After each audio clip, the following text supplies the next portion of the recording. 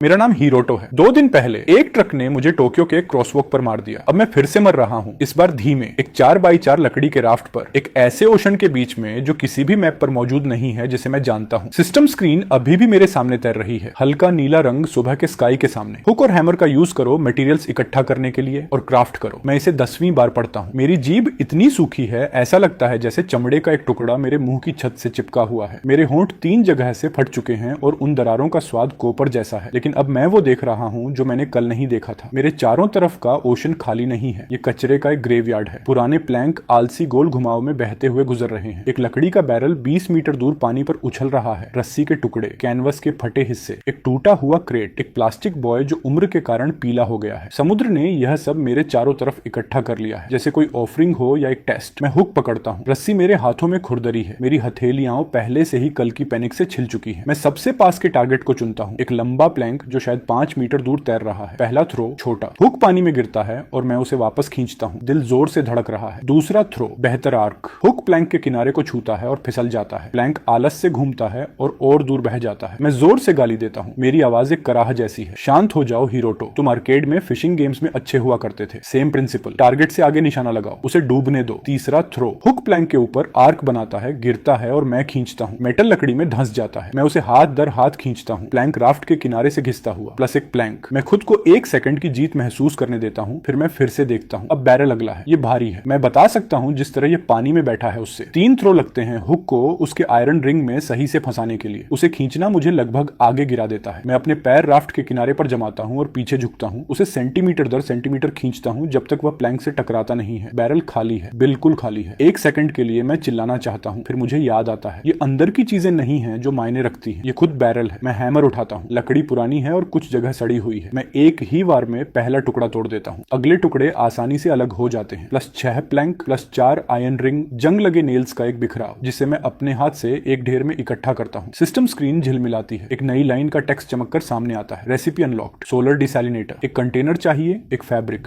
Transparent या पतला, एक सेकेंडरी कंटेनर, सनलाइट। मैं शब्दों को घूरता हूँ। Solar desalinator. एक याद ऊपर आती है मिडिल स्कूल की साइंस क्लास से। Mister Tanaka, physics teacher, water cycle के पोस्टर के सामने। सर नमकीन पानी को गर्म करता है, पानी भाप बनता है, नमक पीछे छोड़ देता है। वेपर ठंडी होती है, ड्रॉपलेट्स बन जाती है। ड्रॉपलेट्स शुद्ध पानी होती हैं।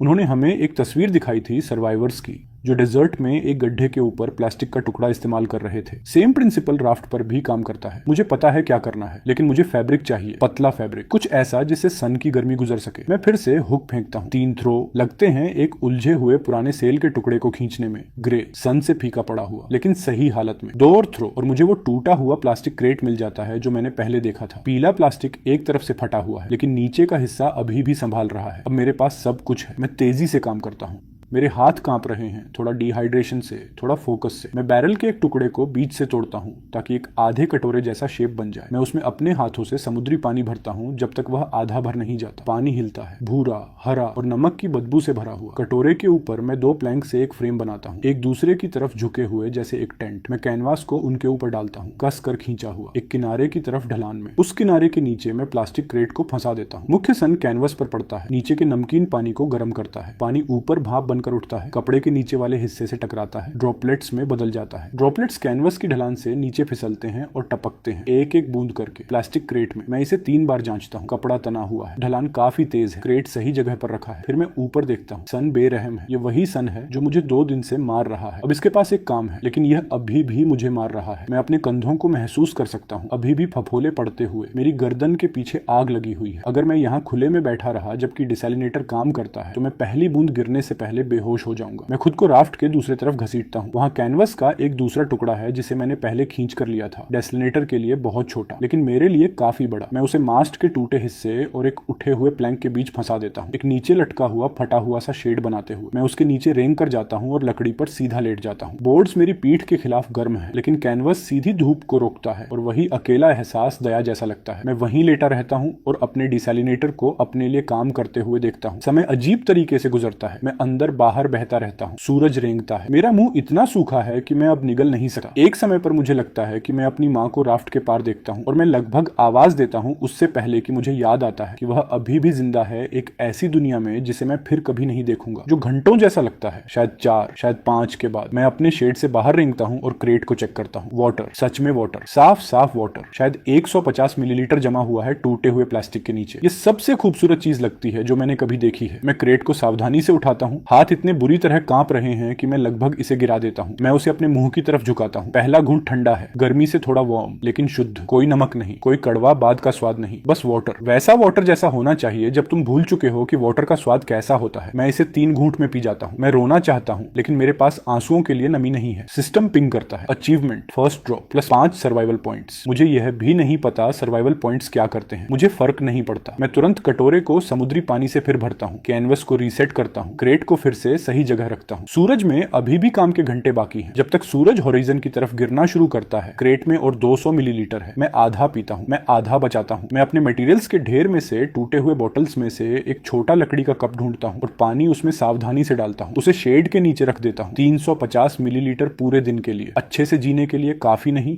मैं राफ्ट के किनारे बैठता हूँ जब सूरज ढलता है। 2 दिनों में पहली बार मेरा दिमाग साफ है। मेरे हाथ कांपना बंद कर चुके हैं। मेरे होंठों की दरारें अभी भी दर्द करती हैं, लेकिन वे अब खून नहीं बहाती। मैं अपने दिमाग में हिसाब करता हूँ। मटेरियल्स 6 प्लैंक बचे हुए, 4 आयरन रिंग, 15 जंग लगे नेल्स, एक काम करता हुआ डिसैलिनेटर जो शायद 350 मिलीलीटर रोज बनाता है। फूड 0, हेल्थ गंभीर लेकिन स्थिर। यह ज्यादा नहीं है। 2 दिन पहले यह कुछ भी नहीं था। 2 दिन पहले मैं टोक्यो की सड़क पर एक लाश था। अब मैं एक आदमी हूँ जिसके पास कैनवस की छत है और वाटर का एक कटोरा और एक हैमर। मैं इसे ले लूंगा। फिर मैं पानी में कुछ हिलता हुआ देखता हूँ राफ्ट के नीचे। मैं जम जाता हूँ। मेरा हाथ बिना सोचे हैमर पकड़ लेता है। एक आकार छोटा, शायद मेरी फोरआर्म जितना लंबा, चांदी जैसा। वह मेरे नीचे प्लैंक्स के बीच से तेजी से निकलता है और गायब हो जाता है। एक फिश। मैं लगभग हंसता हूँ। मेरी अगली समस्या अभी खुद सामने आई है और यह एक समस्या है जिसे मैं खा सकता हूँ। फिर मैं दूसरा आकार देखता हूँ, फिश के पीछे, बड़ा, बहुत बड़ा, लंबा और ग्रे और धीरे चलता हुआ, वैसे जैसे कुछ चलता है जब उसे दिखने की चिंता नहीं होती। वह राफ्ट के नीचे से फिसलता है और आगे बढ़ता रहता है, गहरे नीले में गायब होता हुआ। वह कम से कम 2 मीटर लंबा था। मैं बहुत स्थिर बैठता हूँ हाथ में हैमर के साथ और मैं लंबे समय तक नहीं हिलता उसके जाने के बाद। मैंने उस रात नहीं सोया। हर बार जब मैंने अपनी आंखें बंद की, मैंने उस ग्रे आकार को राफ्ट के नीचे फिसलते हुए देखा। धीमा, धैर्यवान, बड़ा। मैं अपनी पीठ के बल लेटा रहता हूँ, हैमर अपने सीने पर रखकर, और सितारों को देखता हूँ। गलत सितारे, अजनबी कॉन्स्टलेशंस, जिन्हें मैं नाम नहीं दे सकता था जब तक कि पूर्वी स्काई फीका होना शुरू नहीं हुआ। जब सूरज निकला, मैंने सबसे पहले डिसैलिनेटर को चेक किया। 200 मिलीलीटर क्रेट में इंतजार कर रहा था रात की धीमी कंडेंसेशन से। मैंने आधा पिया, बाकी बचाया, कटोरे को समुद्री पानी से फिर भरा और कैनवस को रीसेट किया। फिर मेरे पेट ने मुझे याद दिलाया कि 3 दिन हो चुके हैं। कोई हल्की भूख नहीं, एक असली गहरी जानवर जैसी मांग, वैसी जो तुम्हारे हाथों को कांपने पर मजबूर करती है और तुम्हारी नजर को संकीर्ण कर देती है। वाटर तुम्हें जिंदा रखता है, लेकिन यह तुम्हें खिलाता नहीं है। मुझे अभी कैलोरीज चाहिए थी। मैंने सिस्टम स्क्रीन खोली, recipe unlock. Primitive fishing rod के लिए चाहिए एक लंबा पोल, एक लंबाई की रोप, एक हुक, बेट। मैं लगभग हंस पड़ा। बेट, बिल्कुल। सिस्टम तुम्हें बताता है कि तुम्हें क्या चाहिए, लेकिन यह नहीं बताता कि इसे कहां से लाना है। पोल, उसे मैं हल कर सकता था। मैं एक लंबे प्लैंक को अपनी तरफ घसीटता हूं और उस पर हैमर से काम शुरू करता हूं, खुरदरे किनारों को अलग करते हुए। सुंदर नहीं, सीधा नहीं, लेकिन लगभग 1.5 मीटर लंबा और इतना हल्का कि घुमाया जा सके। रोप, यह भी हल हो सकता है। कल मैंने सड़ी हुई हेम्प रोप का एक टुकड़ा खींच कर लिया था। इसका ज्यादातर हिस्सा बेकार था, मेरे हाथों में गीले कागज की तरह टूटता हुआ, लेकिन अंदर के रेशे अभी भी मजबूत थे। मैं पालथी मारकर बैठता हूं और रोप को सावधानी से खोलता हूं, अच्छे फाइबर्स को मरे हुए हिस्सों से अलग करता हुआ। 20 मिनट के धैर्य वाले काम के बाद मेरे पास शायद 2 मीटर की यूजेबल लाइन थी, पतली लेकिन मजबूत। हुक, यही समस्या थी। मैं टूटे हुए बैरल से 4 आयरन रिंग में से एक उठाता हूँ, भारी, पहले से थोड़ा मुड़ा हुआ, लेकिन पूरा गोल। हुक नहीं, मुझे इसके एक हिस्से को मोड़कर आकार देना था, एक सिरा तेज करना था, एक छोटा कांटा छोड़ना था अगर मैं कर पाता। मेरे पास कोई फोर्ज नहीं था, कोई आग नहीं, कोई एनविल नहीं, बस एक हैमर और एक लकड़ी का राफ्ट। सोचो हिरोटो, वही प्रिंसिपल जैसा डिसैलिनेटर में था, जो है उसका यूज करो। मैं आयरन रिंग को राफ्ट के कोने पर रखता हूँ जहाँ 2 भारी प्लैंक मिलते हैं, सबसे कठोर, सबसे सपाट सतह जो मेरे पास थी। मैं अपने बाएं हाथ से रिंग को दबाकर रखता हूँ, अपने दाएं हाथ से मैं हैमर को उसके एक हिस्से पर जोर से मारता हूँ। रिंग बजती है, उसके नीचे का प्लैंक कांपता है। मैं उसे फिर मारता हूँ, फिर लगभग 30 बार के बाद आयरन मुड़ना शुरू करता है, ज्यादा नहीं, एक तरफ हल्का सा झपटा। मैं उसी जगह पर मारता रहता हूँ। मेरा कंधा जलने लगता है, पसीना मेरी आंखों में बहता है और मैं उसे झपक कर हटाता हूँ, जो 1 घंटे जैसा लगता है। उसके बाद मैं एक जगह रिंग को तोड़ने में सफल हो जाता हूँ, बंद गोले को एक मुड़े हुए सी आकार में बदलते हुए। अब मेरे पास कुछ था जिसे मैं आकार दे सकता था। मैं खुले सिरों पर काम करता हूँ, एक को सीधा करता हूँ, गर्मी कुछ नहीं करती, बस कच्ची ताकत और दोहराव। दूसरे सिरे को मैं मुड़ा हुआ छोड़ता हूँ, उसे धीरे धीरे एक तेज हुक हुक के आकार में मारता हूँ। उसे नुकीला बनाने के लिए मैं मेटल को आगे पीछे एक जंग लगे नेल पर रगड़ता हूँ जिसे मैंने बचाया था, जैसे एक नाइफ को शार्पनिंग स्टोन पर। इसमें हमेशा लगता है, मेरी उंगलियां ऐंठ जाती हैं, मेटल नेल के खिलाफ ची ची करता है। लेकिन शायद 2 घंटे के काम के बाद मेरे पास कुछ था जिसे हुक कहा जा सकता था। कच्चा, टेढ़ा। नोक उतनी तेज नहीं थी जितनी मैं चाहता था, लेकिन आकार सही था। इतना मुड़ा हुआ कि एक फिश को पकड़ सके, इतना तेज कि स्किन को छेद सके। मैं रोप को सीधे सिरे से बांधता हूँ एक नॉट से, जो मुझे आधा याद है एक फिशिंग ट्रिप से अपने अंकल के साथ जब मैं 12 साल का था। दूसरे सिरे को पोल से बांधता हूँ। अब मुझे बेट चाहिए था। मैं राफ्ट के किनारे बैठता हूँ और पानी में देखता हूँ। छोटे चांदी जैसे आकार मेरे नीचे प्लैंक के बीच झिलमिलाते हैं। वही तरह की फिश जो मैंने कल देखी थी। वे मेरे राफ्ट की छाया के बारे में जिज्ञासु हैं, उस ठंडी अंधेरी जगह के बारे में जो यह तेज सुबह के सन में देता है। वहां शायद 1 दर्जन है, शायद ज्यादा। लेकिन फिश एक खाली हुक को नहीं काटती, उन्हें उस पर कुछ चाहिए, कुछ जो फूड जैसा महके। मेरे पास कोई फूड नहीं था। मैंने सबसे साफ चीज पहले आजमाई। मैंने अपने शॉर्ट से फैब्रिक का एक टुकड़ा फाड़ा, छोटा, बस अंगूठे के आकार का, और उसे हुक से बांध दिया। उसे पानी में नीचे किया। कुछ नहीं। फिश उसके पास से तैर गई, पूरी तरह अनदेखा करते हुए। उनमें से एक ने एक बार उसे टक्कर मारी और मुड़ गई। मैंने लाइन को वापस ऊपर खींचा, वहीं बैठा सोचता रहा। एक फिश क्या चाहती है? Movement, smell, blood. ब्लड। मैंने अपने हाथों की तरफ देखा। वे पहले से ही कल से खराब हालत में थे, रोप से छिले हुए, लकड़ी से खरोंचे हुए। मैंने अपने पोर पर एक छोटा सा स्केप छेड़ा और उसे खोल दिया। लाल की एक बूंद उभरी। मैंने उसे हुक पर मल दिया। लाइन को वापस नीचे किया। बदलाव तुरंत था। 3 चांदी जैसी फिश सेकंडों के भीतर हुक की तरफ बढ़ी। मैंने लाइन को झटका महसूस किया। एक छोटा सा खिंचाव, लगभग नहीं के बराबर, फिर एक तेज। मैंने पोल को झटका दिया। एक फिश पानी से बाहर उछली, हवा में मुड़ती हुई। हुक उसके होंठ से होकर, लगभग मेरे हाथ के आकार की, शायद 200 ग्राम। वह डेक पर गिरी और तड़पने लगी। मैं उसे घूरता रहा। 1 सेकंड के लिए मैं बस घूरता रहा। फिश प्लैंक के खिलाफ फड़फड़ाती रही। उसकी चांदी जैसी स्केल सन को पकड़ती हुई, उसकी छोटी आंख कहीं नहीं देखती हुई। फिर मैं अपने घुटनों पर गिरा और उसे पकड़ लिया, इससे पहले कि वह फिर से वाटर में फड़फड़ाकर वापस चला जाता। वह फिसलन भरा था, उस तरह से फिसलन भरा जिसके लिए मैं तैयार नहीं था, और वह लगभग 2 बार मेरे हाथों से निकल गया इससे पहले कि मैं उस पर सही पकड़ बना पाता। मैंने उसे डेक के खिलाफ दबा दिया और उसके सिर पर हैमर नीचे मारा। वह शांत हो गया। प्लस एक फिश, प्लस 200 ग्राम रॉ प्रोटीन। मैं अपनी एड़ियों पर पीछे बैठ गया, जोर से सांस लेते हुए। 3 दिन की भूख, और मैंने अभी एक फिश पकड़ी, एक मुड़े हुए आयरन के टुकड़े और अपने ही ब्लड की एक बूंद से। मैंने उसके मुंह से हुक सावधानी से निकाला, क्योंकि मुझे अगले के लिए हुक सही हालत में चाहिए था, और लाइन को फिर से सेट किया। इस बार मैंने फिश की अपनी इंटेस्टाइन को बेट के रूप में यूज किया। मैंने एक बार पढ़ा था कि फिश के गट्स लगभग किसी भी चीज से बेहतर होते हैं। मैंने उसके पेट को एक टूटे हुए नेल के तेज किनारे से काटा, एक छोटा सा गट का टुकड़ा निकाला, उसे हुक पर पिरो दिया, लाइन को फिर से नीचे किया। 30 सेकंड के भीतर हिट। सुबह के बीच तक मेरे पास डेक पर 4 फिश थी। दोपहर तक मेरे पास 6 थी। मैं रुक गया क्योंकि मेरे हाथ ऐंठ रहे थे, और क्योंकि 6 फिश एक बार में खाने से ज्यादा थी, और मेरे पास उन्हें बचाने का कोई तरीका नहीं था। वे इस गर्मी में घंटों के भीतर सड़ने लगेंगी। मैंने पहली को कच्चा खाया। इसका वर्णन करने का कोई अच्छा तरीका नहीं है। मैं यह दिखावा नहीं करूंगा कि यह कुछ भी था सिवाय घिनौना। मांस ठंडा और चिपचिपा था, और छोटी हड्डियां मेरे दांतों में फंस गईं, और गंध ने मुझे उल्टी करने जैसा महसूस कराया। लेकिन कैलोरीज असली थी। पहले काटने के बाद मैंने खुद को धीरे चबाने के लिए मजबूर किया, व्यवस्थित तरीके से, मांस को छोटे टुकड़ों में निगलते हुए। जब तक मैंने पहली फिश खत्म की, मैं कुछ महसूस कर सकता था जो मैंने 3 दिनों में महसूस नहीं किया था। मेरे पेट में गर्मी का एक आधार, ऊर्जा का एक छोटा कोर मेरी बाहों में लौटता हुआ। मैंने दूसरी फिश खाई, फिर मैं रुक गया, क्योंकि मैं महसूस कर सकता था कि मेरा शरीर और ज्यादा को अस्वीकार करना चाहता है, और क्योंकि मैंने बहुत समय पहले सर्वाइवल वीडियोस में सीखा था कि एक भूखा व्यक्ति जो बहुत ज्यादा बहुत तेजी से खाता है वास्तव में खुद को मार सकता है। मैं टूटी हुई मास्ट के सहारे अपनी पीठ लगाकर बैठ गया और फूड को सेटल होने दिया। पहली बार जब से मैंने इस राफ्ट पर अपनी आंखें खोली थी, मुझे एक जीवित चीज जैसा महसूस हुआ, एक मरती हुई के बजाय। मैं दोपहर के शुरुआती समय में फिर से फिशिंग पर गया। मुझे दिन के बाकी हिस्से के लिए कम से कम 2 और चाहिए थे, और मैं यह पता लगाना चाहता था कि गट बैट कितनी देर तक काम करता रहेगा, इससे पहले कि मुझे नया चाहिए। मैंने लाइन को नीचे किया, इंतजार किया। एक बाइट, तेज, दूसरों से ज्यादा जोरदार। मैंने ऊपर खींचा और रोड लगभग मेरे हाथों से निकल गया। जो भी दूसरी तरफ था वह बड़ा था। पोल खतरनाक तरीके से झुक गया। लाइन इतनी कसी हुई थी कि मैं उसे गूंजते हुए सुन सकता था। मैंने अपने पैर राफ्ट के किनारे के खिलाफ जमा दिए और खींचा, और 1 सेकंड के लिए मुझे लगा कि मेरे पास कुछ शानदार है, एक सच में बड़ी फिश, शायद 2 दिनों का खाना। फिर मैंने ग्रे आकार को नीचे से ऊपर आते हुए देखा। वह तेजी से ऊपर आया, उससे भी तेज जितना कोई इतनी बड़ी चीज को हिलना चाहिए। एक लंबा चिकना शरीर, शायद 1.5 मीटर, ऊपर से ग्रे और नीचे से सफेद, एक पच्चर के आकार का सिर, एक मुंह जो खुला, और मैंने दांत देखे, उनकी 2 कतारें, सफेद और छोटे और अंदर की तरफ झुके हुए। शार्क ने लाइन को एक गोली की तरह मारा। जो फिश मैंने पकड़ी थी वह एक ही झटके में उसके मुंह में गायब हो गई। पोल आगे झटका खाया इतनी ताकत से कि मेरा पूरा शरीर लगभग राफ्ट से खींच गया। मैंने महसूस किया मेरे पैर प्लैंक से उठ गए। खुद को किनारे के ऊपर आगे झुकते हुए महसूस किया। मैंने पोल छोड़ दिया। पोल मेरे हाथों से निकल गया और वाटर में चला गया। वह सतह से टकराया और झाग के घुमाव में गायब हो गया। खत्म। हुक, लाइन, पोल, सब कुछ। मैं जोर से डेक पर पीछे गिरा। मेरा कोहनी एक प्लैंक से टकराई और दर्द मेरे कंधे तक दौड़ गया। मैं हाथों और पैरों के बल किनारे से दूर भागा, खुद को राफ्ट के केंद्र की तरफ केकड़े की तरह धकेलते हुए। तब तक नहीं रुका जब तक मेरी पीठ मास्ट के टूटे हिस्से से नहीं टकराई। मैं वहां बैठ गया, मेरा दिल मेरी छाती से बाहर निकलने की कोशिश करता हुआ। जहां मेरा पोल था वह वाटर पहले ही फिर से शांत था, जैसे कुछ हुआ ही नहीं। कोई शार्क नहीं, कोई पोल नहीं, कोई निशान नहीं कि वहां कुछ कभी था। लेकिन मैंने उसे देखा था, मैंने देखा था वह कैसे हिलता है। मैंने दांत देखे, 1.5 मीटर। वह बड़ा शार्क भी नहीं है, वह एक छोटा है, एक जुवेनाइल। अगर मैं गिर गया होता,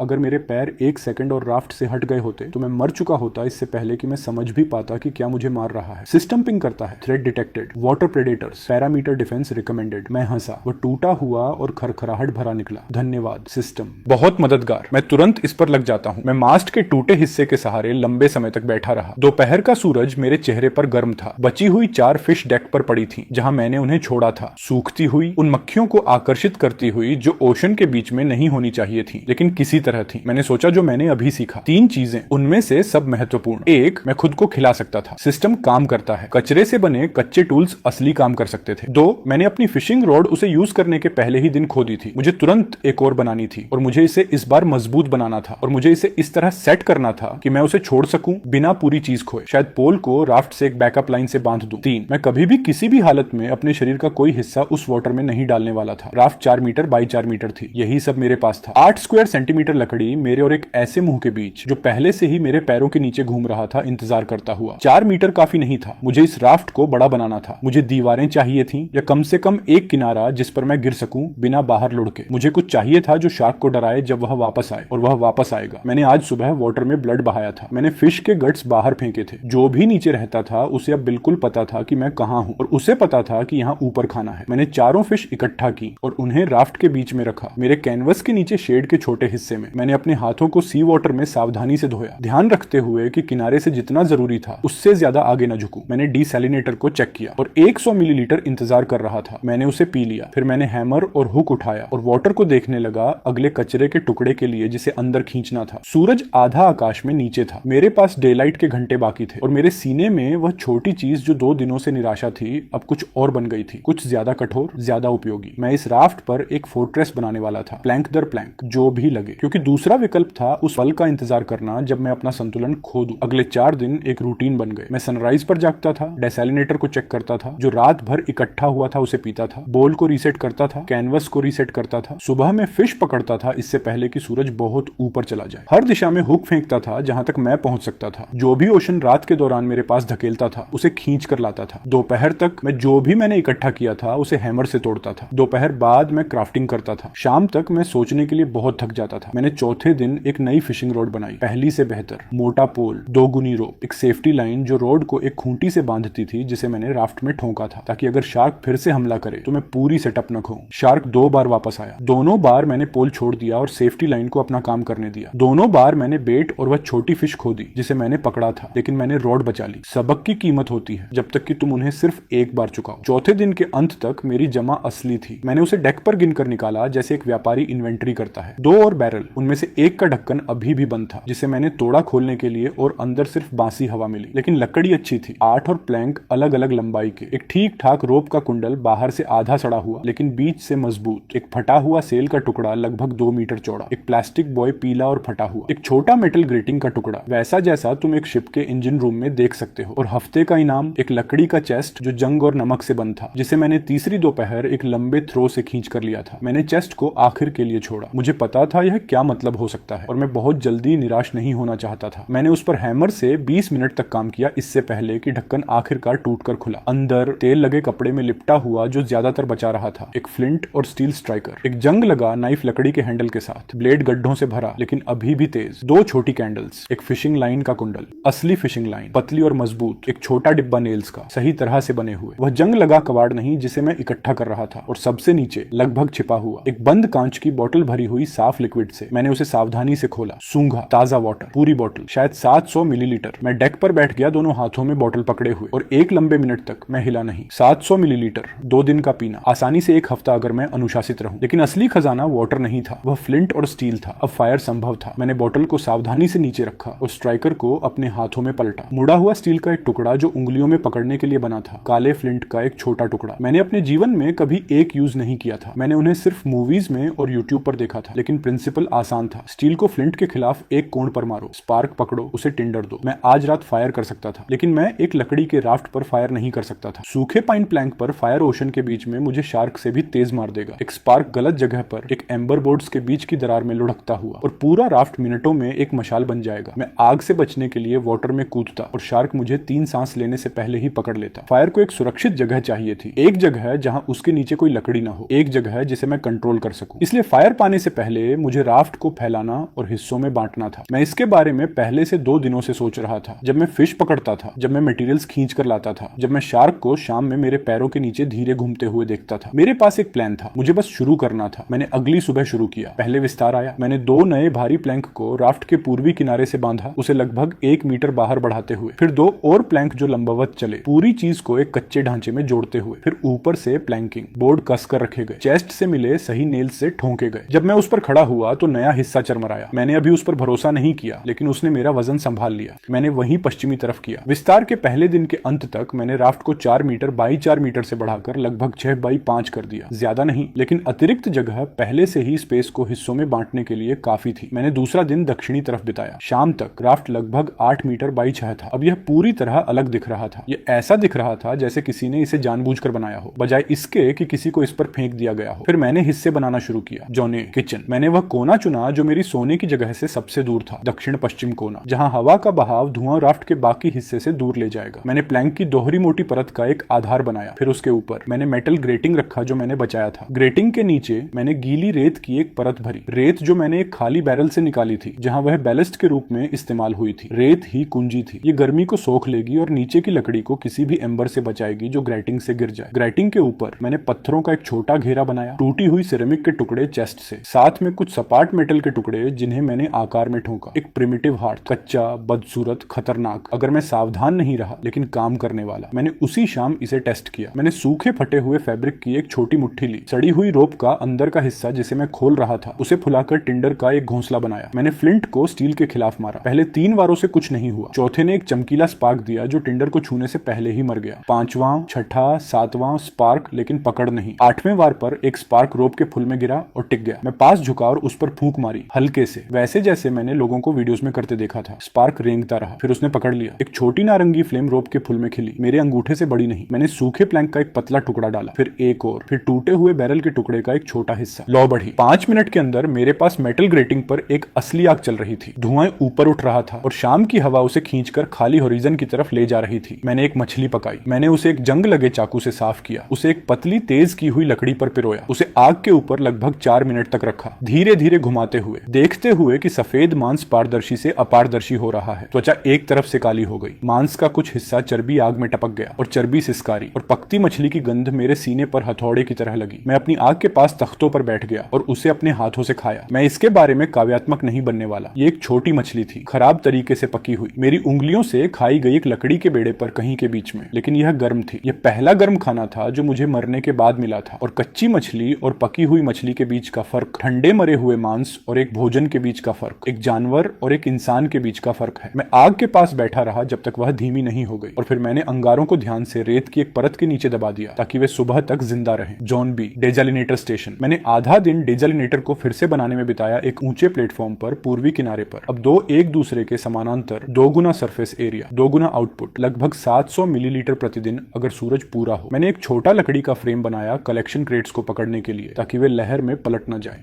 मैंने पूरे स्टेशन के ऊपर एक कैनवस छत बनाई ताकि बारिश जब भी आए सिस्टम को कॉन्टेमिनेट न करे, एक अलग चैनल के साथ ताकि बारिश का पानी तीसरे कंटेनर में जाए। हर बूंद मायने रखती है। जोन सी, सोने की जगह। यह वह था जिसकी मुझे परवाह थी। मैंने जगह चुनी बेड़े के केंद्र के पास, जहां तख्ते सबसे मोटे और सबसे स्थिर थे। मैंने एक नीचा प्लेटफॉर्म बनाया, बस 2 परत तख्तों की मुख्य डेक के ऊपर, शायद 10 सेंटीमीटर की दूरी, ताकि मैं सीधे ठंडी गीली लकड़ी पर न सोऊं। प्लेटफॉर्म के ऊपर मैंने एक फैला हुआ कैनवस का टुकड़ा बिछाया, दुगुना मोड़कर। ये एक बिस्तर था, उसी तरह जैसे एक पत्थर एक कुर्सी होता है, लेकिन ये डेक से ऊपर था। ये मेरा था, इसका एक स्थान था। इसके ऊपर मैंने एक नीची कैनवस छत बांधी, तिरछी, ताकि कोई भी पानी किनारे की तरफ बह जाए। 4 कोनों पर बांधी हुई एक छत। एक हफ्ते के कुछ भी न होने के बाद उस रात मैं कैनवस पर लेट गया और अपने ऊपर एक दूसरा कपड़ा कंबल की तरह खींच लिया और अपनी नई शरण की अंदरूनी सतह को देखा और कुछ महसूस किया जो मैंने ट्रक के बाद से महसूस नहीं किया था। मुझे लगा जैसे मेरे पास सोने की जगह है, मरने की जगह के बजाय। जॉन डी कार्यशाला। चौथे कोने को मैंने एक काम की जगह में बदल दिया। मैंने अपने मटेरियल्स का ढेर वहां खींचा और पहली बार उसे व्यवस्थित किया। तख्ते एक ढेर में लंबाई के अनुसार छांटे हुए, लोहे के टुकड़े एक छोटे ढेर में, कीलें चेस्ट के एक खाली कप में, रस्सी लपेटी हुई, कपड़ा मोड़ा हुआ, हथौड़ा मास्ट स्टब में ठोंकी गई कील से लटका हुआ था। चाकू मैं अब हर समय अपने साथ रखता था, अपने शॉर्ट्स की कमर में खोसा हुआ। काम के तीसरे दिन के अंत तक बेड़ा पूरी तरह कुछ और बन चुका था। उसमें जोन थे, उसमें उद्देश्य था, उसमें एक रसोई थी, एक वाटर स्टेशन, एक सोने की जगह, एक काम करने की जगह, उसमें एक आग थी जिसे मैं हर सुबह दबे हुए अंगारों से फिर बना सकता था। उसमें मेरे सिर के ऊपर एक छत थी और मेरे पेट में एक भोजन और एक दिनचर्या। उस रात मैं बुझती आग के पास बैठा था, अपने हाथ में पकी हुई मछली का एक टुकड़ा लिए और अपने 8 बाई 6 मीटर के राज्य के पार देख रहा था। और मैंने पहली बार सोचा, मैं कल कैसे जिंदा रहूं? नहीं, बल्कि मैं कल को आसान कैसे बनाऊं। यह एक छोटा विचार था, लेकिन यह एक अलग तरह का विचार था। उस व्यक्ति का विचार जो अब सिर्फ मौत से भाग नहीं रहा था, उस व्यक्ति का विचार जो एक जीवन बना रहा था। मैं अपने कैनवस बिस्तर पर अपनी कैनवस छत के नीचे सोने चला गया। रात के बीच में मैं जाग गया। कुछ ने बेड़े को छुआ था, टकराया नहीं, छुआ था। एक लंबी धीमी घिसट एक साइड के तख्तों में से एक के साथ। उस तरह की घिसट जो कुछ करता है जब वह अपने शरीर को किनारे के साथ चलाता है, यह महसूस करने के लिए कि वहां क्या है। यह आवाज सन्नाटे में साफ थी, लंबी, जानबूझकर। फिर एक ठहराव, फिर से एक अलग तख्ते पर। शार्क मेरी दीवारों की जांच कर रही थी। मैं अपने कैनवस बिस्तर पर बिल्कुल स्थिर लेटा रहा और सुनता रहा। घिसट एक बार और आई, फिर कुछ नहीं। पानी प्लैंक्स के खिलाफ वैसे ही टकरा रहा था जैसे वह हमेशा टकराता था। हवा मेरे सिर के ऊपर कैनवस के पार चल रही थी। आग अपनी रेत की परत के नीचे हल्के से चटक रही थी। मैं उस रात फिर नहीं सोया। सुबह में जब सूरज ऊपर था, मैं राफ्ट के उस किनारे पर गया जहां मैंने वह घिसटने की आवाज सुनी थी। 2 प्लैंक्स पर ताजे निशान थे, लंबी समानांतर खांचे जहां किसी खुरदुरी त्वचा वाली चीज ने लकड़ी के खिलाफ खुद को रगड़ा था। मैंने अपनी उंगली से उन खांचों में से एक को छुआ। यह इतना गहरा था कि मैं उसका फटा हुआ किनारा महसूस कर सकता था। शार्क मेरे सोचे से बड़ी थी। निशान दूर दूर थे। जो भी पिछली रात मेरे राफ्ट के खिलाफ छुआ था, वह उस 1.5 मीटर से लंबा था जो मैंने तीसरे दिन देखा था। मैं खड़ा हुआ और पानी की तरफ देखा। वह सुबह की रोशनी में शांत था, खाली, मासूम। मैंने आसमान की तरफ देखा। एक काला बिंदु नीले के खिलाफ चल रहा था, बहुत दूर, घूमता हुआ, धीरे धीरे करीब आता हुआ। एक पक्षी, पहली जीवित चीज जो मैंने इस दुनिया में देखी थी, जो मछली या शार्क नहीं थी। मैंने अपने हाथ से अपनी आंखों को ढका और उसे आते हुए देखा। पक्षी लगभग 2 घंटे तक घूमता रहा। मैं किचन प्लेटफॉर्म के किनारे पर बैठा अपने हाथों से अपनी आंखों को ढके हुए उसे देखता रहा। शुरू में वह सिर्फ एक काला बिंदु था, फीके सुबह के आसमान के खिलाफ, आलसी छापों में बहता हुआ शायद 1 किलोमीटर ऊपर। फिर वे छाप और तंग हो गए, बिंदु बड़ा हो गया। जब तक सूरज ऊपर चढ़ गया, मैं देख सकता था कि वह क्या था। एक बड़ा अल्बाट्रोस, सफेद शरीर और काले पंखों वाला, उस तरह का समुद्री पक्षी जो अपनी पूरी जिंदगी समुद्र के ऊपर जीता है और केवल प्रजनन के लिए जमीन को छूता है। लेकिन यह वाला गलत था। यह खराब उड़ रहा था। एक पंख दूसरे की तरह नहीं चल रहा था। हर बार जब वह झुकता, मैं देख सकता था कि दायां पंख थोड़ा पीछे रह रहा था, स्ट्रोक के ऊपर अटक रहा था। वह ऊंचाई खोता रहता था और फिर हवा पकड़कर वापस ऊपर चढ़ता था और हर चढ़ाई उससे पिछली से ज्यादा लेती थी। दोपहर तक वह मुश्किल से 50 मीटर पानी के ऊपर था। जब तक सूरज दोपहर की तरफ झुकने लगा, वह इतना नीचे था कि मैं उसके नीचे के काले पंख देख सकता था। लंबी मुड़ी हुई चोंच, काली आंख सतह को स्कैन करती हुई किसी भी चीज के लिए जिस पर उतर सके। उसने राफ्ट को देखा। उसने एक आखिरी चक्कर लगाया, चौड़ा, थका हुआ, और फिर नीचे आया। लैंडिंग खराब थी। उसने अपने पंखों से खुद को धीमा करने की कोशिश की और उनमें से एक गलत तरीके से मुड़ गया और वह आधा गिरा। आधा फिसलता हुआ राफ्ट के पूर्वी किनारे पर आया, प्लैंक्स पर जोर से टकराया और लकड़ी पर लुढ़कता हुआ चला गया जब तक कि वह डीसैलिनेटर स्टेशन के आधार के खिलाफ रुक नहीं गया। पंख हर जगह। एक पैर एक अजीब कोण पर बाहर निकला हुआ, दायां पंख पूरी तरह फैला हुआ, कंधे के पास मुड़ा हुआ। मैं नहीं हिला। एक लंबे पल तक पक्षी भी नहीं हिला। मुझे लगा वह मर चुका है। फिर उसका सीना एक बार उठा, 2 बार। काली आंख खुली और मुझे ढूंढ लिया। हम एक दूसरे को देखते रहे। पक्षी बड़ा था, जितना मैंने दूरी से सोचा था उससे बड़ा। पंखों का फैलाव शायद 2 मीटर से ज्यादा जब वह फैला हुआ था। शरीर एक छोटे कुत्ते के आकार का, उस तरह का जानवर जो जमीन पर शायद 4 किलो, शायद 5, शायद 3 किलो मांस उन पंखों के नीचे रखता। वह विचार मेरे दिमाग में आया इससे पहले कि मैं उसे रोक पाता। 3 किलो मांस, असली प्रोटीन। एक हफ्ते तक छोटी मछलियां 2-2 खाकर 3 किलो पक्षी का मांस एक दावत होता। मैं उसका आधा धुएं में सुखा सकता था, आधा आज रात खा सकता था और 2 दिन तक मछली पकड़ने की जरूरत नहीं होती। मेरे कमर पर जंग लगा चाकू था। मैं 3 कदम में पक्षी के ऊपर हो सकता था। वह घायल था, वह उड़ नहीं सकता था, वह शायद लड़ भी नहीं सकता था। पूरा काम 10 सेकंड लेता। मैं नहीं हिला, किसी महान भावना की वजह से नहीं, बस गणना। मैं प्लेटफॉर्म पर बैठा रहा। मेरा हाथ अभी भी आंखों को ढकने के लिए ऊपर था और मैंने गणित किया उसी तरह जैसे मैं इस राफ्ट पर 1 हफ्ते से हर दूसरा गणित कर रहा था। विकल्प 1, अब भी मार दो, 2 से 3 किलो मांस। मुझे 2 दिन की मछली पकड़ने से बचा था। उसके बाद यह खत्म। विकल्प 2, उसे जिंदा रखने की कोशिश करो। खर्च शायद 1 मछली प्रतिदिन, संभवतः 2 जब तक वह ठीक हो रहा है। जोखिम, वह वैसे ही मर जाए और मुझे कुछ न मिले, या वह ठीक हो जाए और उड़ जाए और मुझे कुछ न मिले। इनाम, अगर यह काम करता है, एक पक्षी जो उड़ सकता है, एक पक्षी जो हवा से देख सकता है, एक पक्षी जो तैरते मलबे को खोज सकता है जिसे मैं डेक से नहीं देख सकता, एक पक्षी जो चीजें किलोमीटर दूर ढूंढ सकता है जो मैं अपने दम पर कभी नहीं ढूंढ पाता। पहला विकल्प तय था, दूसरा एक जुआ था, लेकिन दूसरा कुछ कुछ ऐसा देता था जो मुझे किसी भी संख्या की मछलियों से नहीं मिल सकता था। मुझे आंखें चाहिए थी। मैंने अपना हाथ धीरे से नीचे किया। मैं खड़ा हुआ, धीरे, सावधानी से, जिस तरह तुम एक डरे हुए जानवर के आसपास चलते हो। पक्षी की आंख मुझे ट्रैक कर रही थी। उसने अपने एक अच्छे पैर से पीछे खिसकने की कोशिश की और कहीं नहीं पहुंचा। उसकी चोंच खुली और एक भारी थका हुआ सा आवाज बाहर निकली। वास्तव में एक चीख नहीं, ज्यादा एक चेतावनी जैसी खराश। दूर रहो। मैं वहीं रुका रहा। मैं इसके बजाय अपने वर्कशॉप कोने में गया और आज सुबह की पकड़ से एक छोटी मछली उठाई। मैं इसे लंच के लिए पकाने वाला था। मैंने इसे चाकू से आधा काट दिया, साफ कट, धीमे, ताकि पक्षी देख सके कि मैं क्या कर रहा था। और फिर मैं झुका और एक आधा प्लैंक पर उसकी तरफ सरकाया। लगभग 1 मीटर दूर रुक गया। पक्षी ने मछली को देखा, फिर उसने मुझे देखा, फिर मछली को। वह नहीं हिला। मैं पीछे हट गया किचन प्लेटफॉर्म तक और वहीं बैठ गया जहां मैं पहले था। मैंने सीधे पक्षी को नहीं देखा। मुझे जानवरों के बारे में इतना पता था कि किसी को घूरना एक थ्रेट होता है। आधा घंटा बीत गया। पक्षी ने मछली को नहीं छुआ। सूरज नीचे जाना शुरू हो रहा था। मैंने एक अलग तरीका आजमाया। मैंने मछली का दूसरा आधा उठाया और उसे अपने मुंह में कुछ देर चबाया, जब तक मांस टूटकर एक सॉफ्ट गूदे में नहीं बदल गया। घिनौना। लेकिन मैंने नेचर डॉक्यूमेंट्रीज में मां पक्षियों को अपने बच्चों को ऐसे खिलाते देखा था। शायद यह कुछ ऐसा था जिसे वह पहचान सके। मैंने गूदा अपनी हथेली में थूका और अपने हाथों और घुटनों पर आगे बढ़ा, धीरे, जब तक मैं पक्षी से लगभग एक शरीर की दूरी पर नहीं था। मैंने गूदा उसके सामने रख दिया, फिर मैं पीछे हट गया। इस बार पक्षी ने अपनी गर्दन आगे बढ़ाई, गूदे को सूंघा, एक बार चोंच मारी हिचकिचाते हुए, फिर से, और दूसरी चोंच असली थी। उसने पूरा गूदा 3 झटकों में खा लिया और फिर अपनी काली आंख से मुझे ऐसे देखा जैसे और मांग रहा हो। मैंने एक और गूदा बनाया, इस बार उसे और करीब लाया। पक्षी ने इसे आधे मीटर की दूरी से खा लिया। सूर्यास्त तक उसने मेरे हाथ से मैश्ड रूप में पूरी एक छोटी मछली खा ली थी। मैंने उसी शाम उसका नाम रखा, जब मैं आग के पास बैठा था और उसे डेक के पार से देख रहा था। मैं उसे कुछ आसान बुलाना चाहता था, कुछ ऐसा जिसे मैं चिल्ला सकूं अगर जरूरत पड़े। अल्बाट्रॉस के लिए जापानी शब्द आहोदोरी है, जिसका मतलब होता है मूर्ख पक्षी, क्योंकि उन्हें जमीन पर पकड़ना इतना आसान होता है। वह बहुत लंबा और बहुत बदतमीज था। तो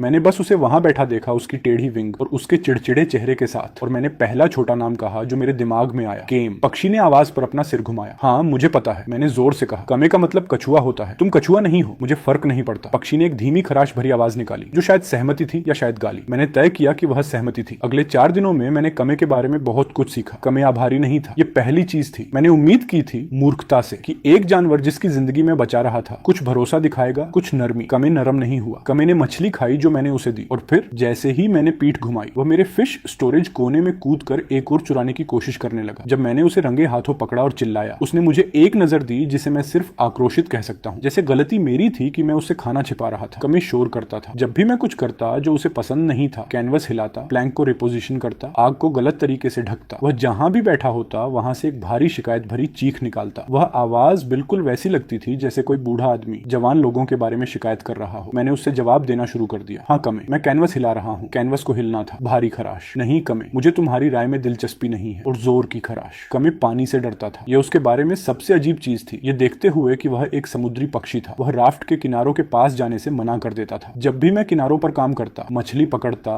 हुक फेंकता, केम डेक के बिल्कुल बीच में पीछे हट जाता और मुझे उस नजर से देखता जिसे मैं अब नर्वस शक के रूप में पहचानता था। मुझे लगता है वह किसी समय लगभग डूब गया था। शायद जिसने उसका पंख तोड़ा वही उसे वाटर में गिरा भी दिया और वह बस किसी तरह बाहर निकल पाया। जो भी हुआ, कमे समुद्र पर भरोसा नहीं करता था। कमे आग के पास सोता था। पहली रात उसने डिसैलिनेटर स्टेशन पर सोने की कोशिश की और पूरी रात हवा में कांपता रहा। दूसरी रात जब मैं सोने चला गया था, मैंने उसके पंजों की आवाज सुनी प्लैंक्स पर, होप होप होप, और फिर एक हल्की सरसराहट जब वह किचन के पास खुद को जमा रहा था, जहां दबे हुए कोयले अभी भी अपनी रेत की परत के नीचे वार्म थे। उसके बाद हर रात वह वहीं सोता था, सिर अपने अच्छे पंख के नीचे छुपा हुआ, शरीर गर्मी की तरफ झुका हुआ। चौथे दिन तक उसका पंख ठीक हो रहा था, सीधा नहीं। वह कभी सीधा नहीं होगा, लेकिन जोड़ कुछ ऐसा बन गया था जो काम करता था। केम ने इसे जांचना शुरू किया। पहले छोटे होप, बस फैलाव, फिर कुछ जोरदार फड़फड़ाहट जिसने उसे 1 सेकंड के लिए डेक से ऊपर उठा दिया, फिर वह वापस गिर गया। 5वें दिन तक वह कुछ मीटर ग्लाइड कर सकता था। 6ठे दिन तक उसने अपनी पहली असली उड़ान भरी, एक बेढंगी डगमगाती लॉन्च किचन प्लेटफॉर्म से, जिसने उसे वाटर के ऊपर एक नीची आर्क में ले जाकर फिर राफ्ट के पश्चिमी किनारे पर वापस ला दिया। वह बुरी तरह उतरा और मुझे ऐसे देखा जैसे मैंने उसे पर्सनली शर्मिंदा किया हो। तुमने ठीक किया, मैंने उसे कहा, फिर से कोशिश करो। उसने फिर कोशिश की। 7वें दिन तक कमे ठीक से उड़ सकता था। दायां पंख अभी भी हर स्ट्रोक के ऊपर अटकता था और उसके मोड़ टेढ़े थे, लेकिन वह ऊपर चढ़ सकता था, वह ग्लाइड कर सकता था, वह चक्कर लगा सकता था, वह ऊपर जा सकता था। उसी सुबह मुझे मछलियों का बदला मिलना शुरू हुआ। केम सनराइज पर किचन प्लेटफॉर्म से उड़ा, एक धीमी स्पाइरल में ऊपर चढ़ा जब तक वह राफ्ट से लगभग 100 मीटर ऊपर नहीं पहुंच गया, और फिर हवा के साथ पश्चिम की तरफ बह गया। वह लगभग 1 घंटे तक गायब रहा। मैं सोचने लगा कि क्या वह कभी वापस आएगा, क्या सौदा खत्म हो गया, क्या उसने तय कर लिया कि आजादी मेरे हाथ से खिलाए गए मछली के गूदे और मेरी गर्म रेत से बेहतर है। फिर मैंने मैंने उसे वापस आते देखा, उद्देश्य के साथ वापस आते हुए। वह एक सीधी लाइन में उड़ रहा था, तेज, और जब वह राफ्ट तक पहुंचा उसने उतरना नहीं किया। वह ऊपर चक्कर लगाता रहा और कई कर्कश जल्दी वाले कॉल किए, फिर मुड़ा और फिर से पश्चिम की तरफ उड़ गया, शायद 30 मीटर दूर। फिर उसने मोड़ लिया और वापस आया, आवाज लगाते हुए। वह चाहता था कि मैं उसका पीछा करूं। मैं उठे हुए स्लीपिंग प्लेटफॉर्म पर चढ़ गया, राफ्ट का सबसे ऊंचा पॉइंट, और पश्चिम की तरफ देखा। दूरी में शायद आधा किलोमीटर दूर वाटर पर कुछ काला था, मलबे का एक टुकड़ा, किसी भी चीज से बड़ा जो मेरे पास था। एक असली झुंड, कुछ एक छोटी कार के आकार का सतह पर बहता हुआ। मैं इसे डेक लेवल से नहीं देख पाता, होराइजन इसे छुपा देता। प्लेटफॉर्म से सूरज मेरे पीछे होने पर मैं बस मुश्किल से उसका आकार पहचान पा रहा था। कमे ऊपर उड़ा था, कमे ने वह देखा था जो मैं नहीं देख सकता था। कमे वापस आया था मुझे बताने, सौदा काम कर रहा था। मैंने अगले 2 घंटे एक पैडल बनाने में बिताए। मैंने अभी तक एक नहीं बनाया था, क्योंकि राफ्ट बहुत भारी था किसी मायने में चलाने के लिए, और मेरे पास कहीं जाने की जगह नहीं थी। लेकिन अब मेरे पास जाने की जगह थी, आधा किलोमीटर पश्चिम, इससे पहले कि धारा मलबे को दूर खींच ले। मैंने एक फ्लैट प्लैंक को एक लंबी पोल से बांधा, एक बेढंगा ओएआर बनाया, और फिर मैंने राफ्ट को धीरे धीरे खुले वाटर पर चलाया, जबकि कमे ऊपर चक्कर लगा रहा था और चीख रहा था, जो मुझे पूरा यकीन है कि निर्देश थे। मुझे मलबे तक पहुंचने में लगभग 3 घंटे लगे। जब तक मैं वहां पहुंचा मेरी बाहें कांप रही थी और मेरी हथेलियों से खून निकल रहा था नए छालों के बीच से। लेकिन वह झुंड असली था और भरा हुआ था। आधे टूटे प्लैंक्स, मास्ट का एक लंबा टुकड़ा, 2 और बैरल्स, रस्सी का उलझा हुआ ढेर, एक फटा हुआ फिशिंग नेट जो मेरे पास किसी भी चीज से बड़ा था, और उसके बीच में आधा डूबा हुआ लेकिन लहरों पर तैरता हुआ एक बड़ा लकड़ी का बैरल, बंद, भारी, आदमी के सीने जितना बड़ा। मैंने उसे हुक किया और अपनी बची हुई सारी ताकत से राफ्ट की तरफ खींचा। वह मेरे बोर्ड से टकराया और मैं रुक गया, हांफते हुए, रस्सी पकड़े हुए, अपने इनाम को देखते हुए। मुझे कोई अंदाजा नहीं था कि इसके अंदर क्या है। मैं पहले ही महसूस कर सकता था कि यह किसी चीज से भरा है, घना, ठूंसा हुआ, तरल नहीं। ये कुछ भी हो सकता था, कचरा, मरा हुआ मांस, पत्थर, या कुछ जो मुझे चाहिए था। मेरे ऊपर केम ने एक चक्कर लगाया और फिर किचन प्लेटफॉर्म पर एक संतुष्ट खराश के साथ बैठ गया। ठीक है, मैंने बैरल से कहा, चलो देखते हैं तुम्हारे पास क्या है। मैंने हैमर उठाया। यह बैरल किसी भी चीज से भारी था जिसे मैंने अब तक राफ्ट पर खींचा था। मैंने ढक्कन पर लगभग 20 मिनट काम किया। नमक ने उसे चिपका दिया था और सील के आसपास की लकड़ी फूलकर कस गई थी। मैंने हथौड़ा मारा, उखाड़ा, गाली दी। कामे किचन प्लेटफॉर्म से देख रहा था, एक उबे हुए बूढ़े आदमी के भाव के साथ, जो एक बच्चे को एक आसान काम में फेल होते देख रहा हो। ढक्कन आखिरकार टूट गया। मैंने उसे पीछे खींचा और अंदर देखा। पैकेट्स, दर्जनों, उनमें से छोटे कागज के पैकेट्स, मोम लगे कपड़े में सील किए हुए, परतों में रखे हुए, बैरल के अंदर की दीवार के खिलाफ कसकर भरे हुए। ऊपरी परत का ज्यादातर हिस्सा खराब हो चुका था, पूरी तरह भीग गया था, कागज गूदे में बदल गया, अंदर की सामग्री काले कीचड़ में बदल गई, लेकिन दूसरी परत बच गई थी। मोम लगा कपड़ा अपना काम कर चुका था। बैरल के बीच के पैकेट्स सूखे थे। मैंने एक को कांपती उंगलियों से उठाया। कागज भुरभुरा था लेकिन सही था। मैंने एक कोने को फाड़ा। छोटे काले बीज मेरी हथेली में गिर गए। मैं उन्हें लंबे समय तक देखता रहा। मुझे पता था ये क्या थे इससे पहले कि मेरा दिमाग मेरी आंखों तक पहुंचे। टमाटर के बीज, वही तरह के जो मैंने अपनी दादी को हर वसंत एक कागज के लिफाफे से निकालकर मिट्टी के गमले में डालते हुए देखा था, उनकी बालकनी पर योकोहामा में 30 साल पहले, और एक जिंदगी दूर। मैंने बाकी बैरल खंगाला। टमाटर, खीरे, बीन्स के 3 अलग तरह, डाइकोन, पालक, किसी तरह की हरी पत्तेदार चीज जिसे मैं पहचान नहीं पाया, एक छोटा पैकेट मिर्च का, प्याज, और नीचे अलग से तेल लगे कपड़े में लिपटे हुए 6 सूखे आलू, जिनकी आंखें अभी भी सही थी, वही तरह जिनको तुम सर्दियों में बचाकर रखते हो वसंत में दोबारा लगाने के लिए। मैं डेक पर बैठ गया, खुले बैरल के साथ मेरे सामने, और मैं लंबे समय तक हिला नहीं। ये खाना नहीं था सीधे तौर पर। तुम एक बीज खाकर नहीं जी सकते, लेकिन बीज वो चीज है जिससे खाना आता है। बीज वो चीज है जो तुम्हें हमेशा के लिए खाना देता है। आज के खाने की जगह हर मछली जो मैं पकड़ता था एक बार का खाना थी। इस बैरल का हर बीज, अगर मैं इसे उगा सका, एक ऐसा खाना था जो अपने बाद और खाने पैदा करता, मौसम दर मौसम। इस राफ्ट पर मेरा बाकी पूरा समय अब भी बदल गया। मैंने इसे ध्यान से सोचा इससे पहले कि मैं कुछ और छूता। 3 समस्याएं थी और मुझे तीनों को हल करना था, नहीं तो ये सब काम नहीं करने वाला था। समस्या 1, मिट्टी। इस राफ्ट पर कोई मिट्टी नहीं थी। इस राफ्ट से 1000 किलोमीटर के अंदर भी कोई मिट्टी नहीं थी शायद। पौधों को कुछ चाहिए जिसमें वे जड़ पकड़ सके, और उन्हें वो चीज चाहिए जो पानी पकड़ सके, और उन्हें वो चीज चाहिए जो उन्हें पोषण दे सके। मैंने इस पर पूरा दोपहर काम किया। मैंने हर वो चीज इकट्ठा की जो मेरे पास थी, जो टूटकर कुछ मिट्टी जैसी बन सकती थी। समुद्री घास की पट्टियां जो मैंने पहले मलबे से इकट्ठा की थी और धूप में सुखाई थी। मछली के अंदरूनी हिस्से और सिर जिन्हें मैं पानी में फेंकता रहा था। मैंने उन्हें अब एक लकड़ी के बॉक्स में रखना शुरू किया, उन्हें सड़ने देना। आग के गड्ढे की राख जिसे मैं अब तक झाड़ कर फेंक देता था, कपड़े और रस्सी के सड़े टुकड़े, खाली बैरल के तल की धूल और किरच, किचन प्लेटफॉर्म की रेत। मैंने ये सब एक बड़े बॉक्स में मिलाया जो मैंने अतिरिक्त प्लैंक्स से बनाया था। कच्चा,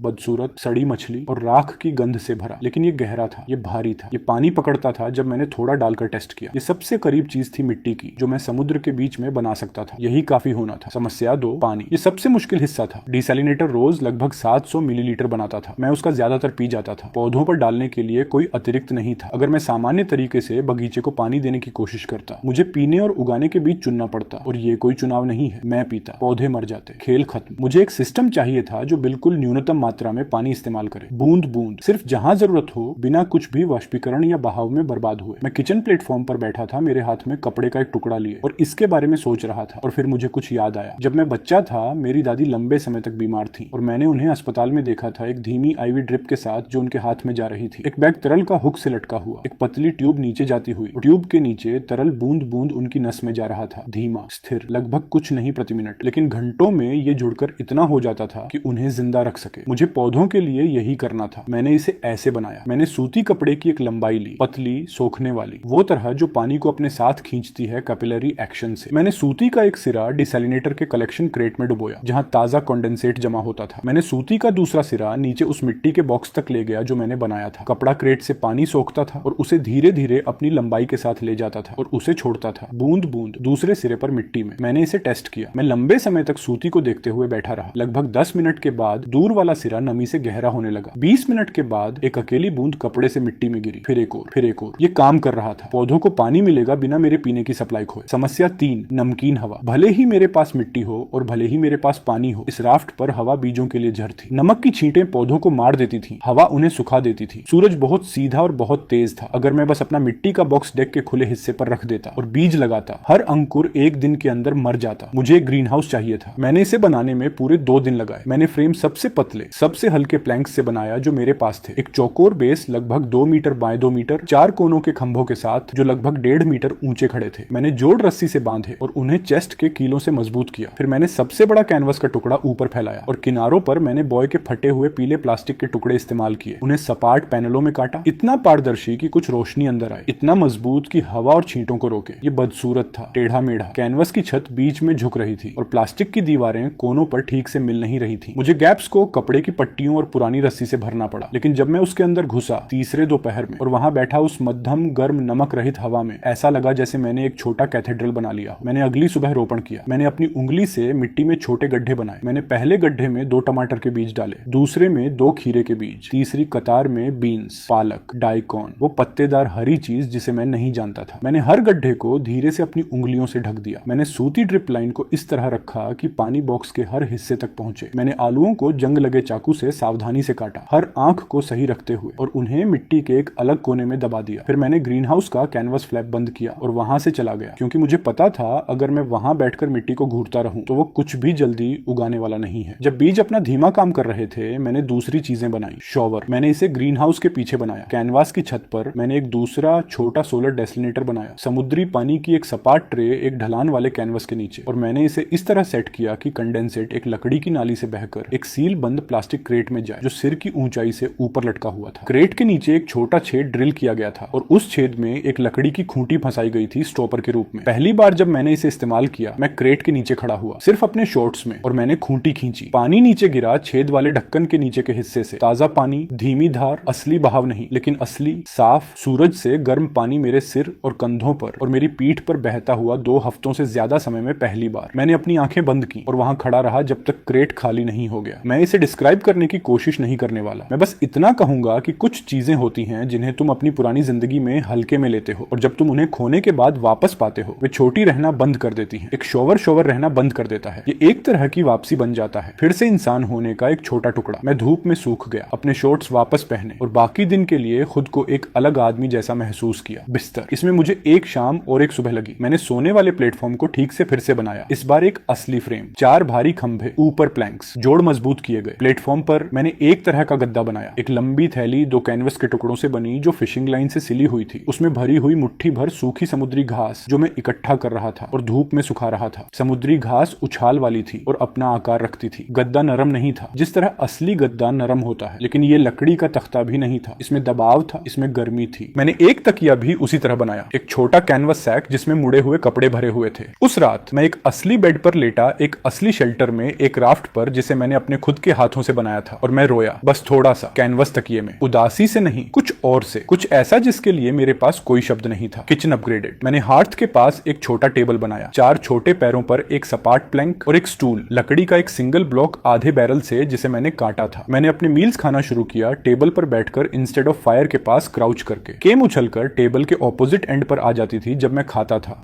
और मुझे देखती थी उस स्काउलिंग चेहरे के साथ अपना शेयर मांगते हुए। मैं हमेशा उसे एक टुकड़ा देता था। हम साथ खाते थे, एक बूढ़ा आदमी और उसकी बर्ड, एक राफ्ट पर बीच नोवेयर के। दिन एक अजीब नए रिदम में गुजरने लगे। सुबह फिश, दोपहर में सैलवेज और क्राफ्ट, सनसेट से पहले ग्रीन हाउस संभालना, केम के साथ खाना, एक असली बेड पर सोना। प्लांटिंग के चौथे दिन की सुबह मैंने ग्रीन हाउस खोला ड्रिप लाइन चेक करने के लिए और मैंने पहली हरियाली देखी। एक छोटा शूट, मेरे सबसे छोटे फिंगरनेल से बड़ा नहीं, एक हल्का लगभग पारदर्शी हरा जो अंधेरी सॉइल से बीन रो में बाहर धक्का दे रहा था। मैं उसके सामने क्राउच होकर बैठा और उसे लंबे समय तक घूरता रहा। एक प्लांट, एक जिंदा प्लांट, ओशन के बीच एक राफ्ट पर। हफ्ते के अंत तक उनमें 9 थे, ज्यादातर बीन्स और 2 टोमेटो शूट्स और एक पतली कर्ल, कुछ ऐसी जो शायद डाइकॉन थी। पोटैटोज ने अभी तक सॉइल के ऊपर कुछ नहीं दिखाया था, लेकिन जब मैंने धीरे से अपनी उंगली उनमें से एक के पास डर्ट में दबाई, मैं नीचे जड़ें बनती महसूस कर सकता था। यह काम कर रहा था।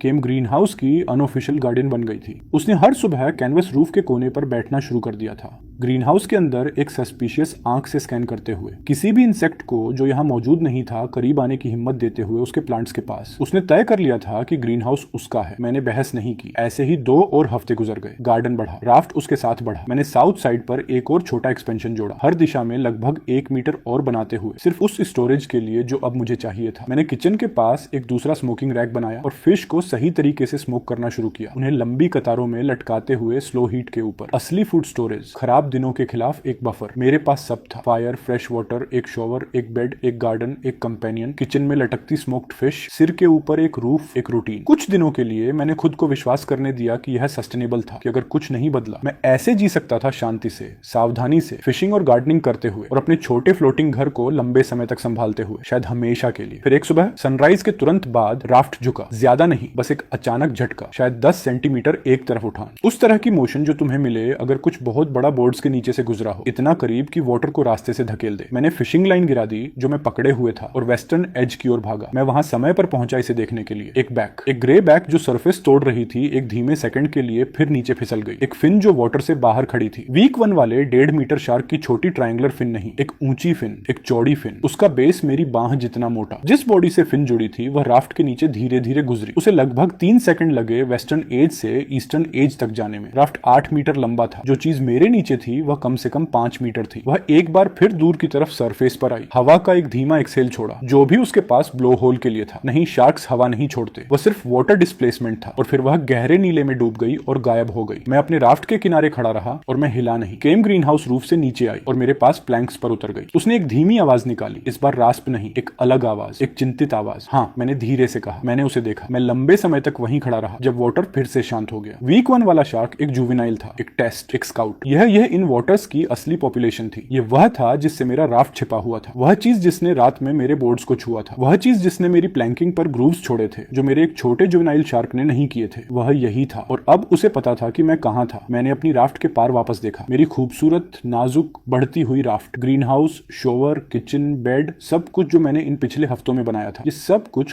सेंटीमीटर लकड़ी के प्लैंक पर टंगा हुआ था, एक ऐसे मुंह के ऊपर जो मुझसे 10 गुना बड़ा था। उस चीज का एक काट गलत जगह पर और मेरे घर का पूरा वेस्टर्न साइड गायब हो जाता। ग्रीन हाउस सी में झुक जाता, गार्डन सेकंड्स में डूब जाता। सीड्स जो मैंने उगाए थे उनमें से हर एक खो जाता। मैं उस रात ठीक से नहीं सोया और उसके बाद वाली रात या उसके बाद वाली रात भी नहीं। मैंने अगली सुबह डिफेंसिव स्टेक्स बनाना शुरू किया, लेकिन मैं पहले से ही अपने अंदर किसी हिस्से में जानता था जिसने बुरी फीलिंग्स पर भरोसा करना सीख लिया था कि मैं समय पर खत्म नहीं करने वाला था। 3 दिनों तक मैं उस फाइन की छाया में रहा। मैंने सनराइज से सनसेट तक डिफेंसिव स्टेक्स पर काम किया। योजना सिंपल थी, सबसे लंबे, सबसे भारी प्लैंक्स लेना जो मेरे पास थे, हर एक के एक सिरे को एक पॉइंट में तेज करना एक रस्टेड नाइफ से और उन्हें राफ्ट के नीचे की तरफ बांधना ताकि पॉइंट्स बाहर और नीचे वाटर में निकले रहें। जो भी नीचे से बोर्ड्स पर आता वह पहले पॉइंट से टकराता। काम धीमा था। हर स्टेक को शेप देने में मुझे लगभग 1 घंटा लगता था। नाइफ कुंद था और वुड सख्त था और मेरे हाथ पहले से ही पिछले 2 हफ्तों की बिल्डिंग से छिले हुए थे। मैं स्टेक्स को सिर्फ राफ्ट के किनारे बैठकर ही लगा सकता था, वाटर के ऊपर झुककर उन्हें जगह पर बांधते हुए। और और हर बार जब मैं झुकता मुझे अपनी गर्दन के पीछे झंझनाहट महसूस होती, इस यकीन के साथ कि कुछ अब भी अंधेरे से ऊपर आएगा और मेरी बाह को कोहनी से काट लेगा। 3 दिनों के अंत तक मैंने 16 स्टेक पूरे किए थे। 6 वेस्टर्न साइड पर जहां मैंने बैक देखा था, 4 साउथ पर, 3 नॉर्थ और ईस्ट पर। ये पूरा घेरा नहीं था, कोने अभी भी खाली थे। राफ्ट का नीचे का हिस्सा अभी भी ज्यादातर खुला था, लेकिन यह कुछ था, यह काफी नहीं था। मुझे पता था यह काफी नहीं था। तीसरी शाम को जब मैं किचन फायर के पास खाने बैठा और केम टेबल पर नहीं आई, वह ग्रीन हाउस रूफ पर रही, उसका सिर वेस्टर्न होराइजन की ओर मुड़ा हुआ, न खा रही, न अपनी यूजुअल रास्पिंग शिकायतें कर रही, बस देख रही।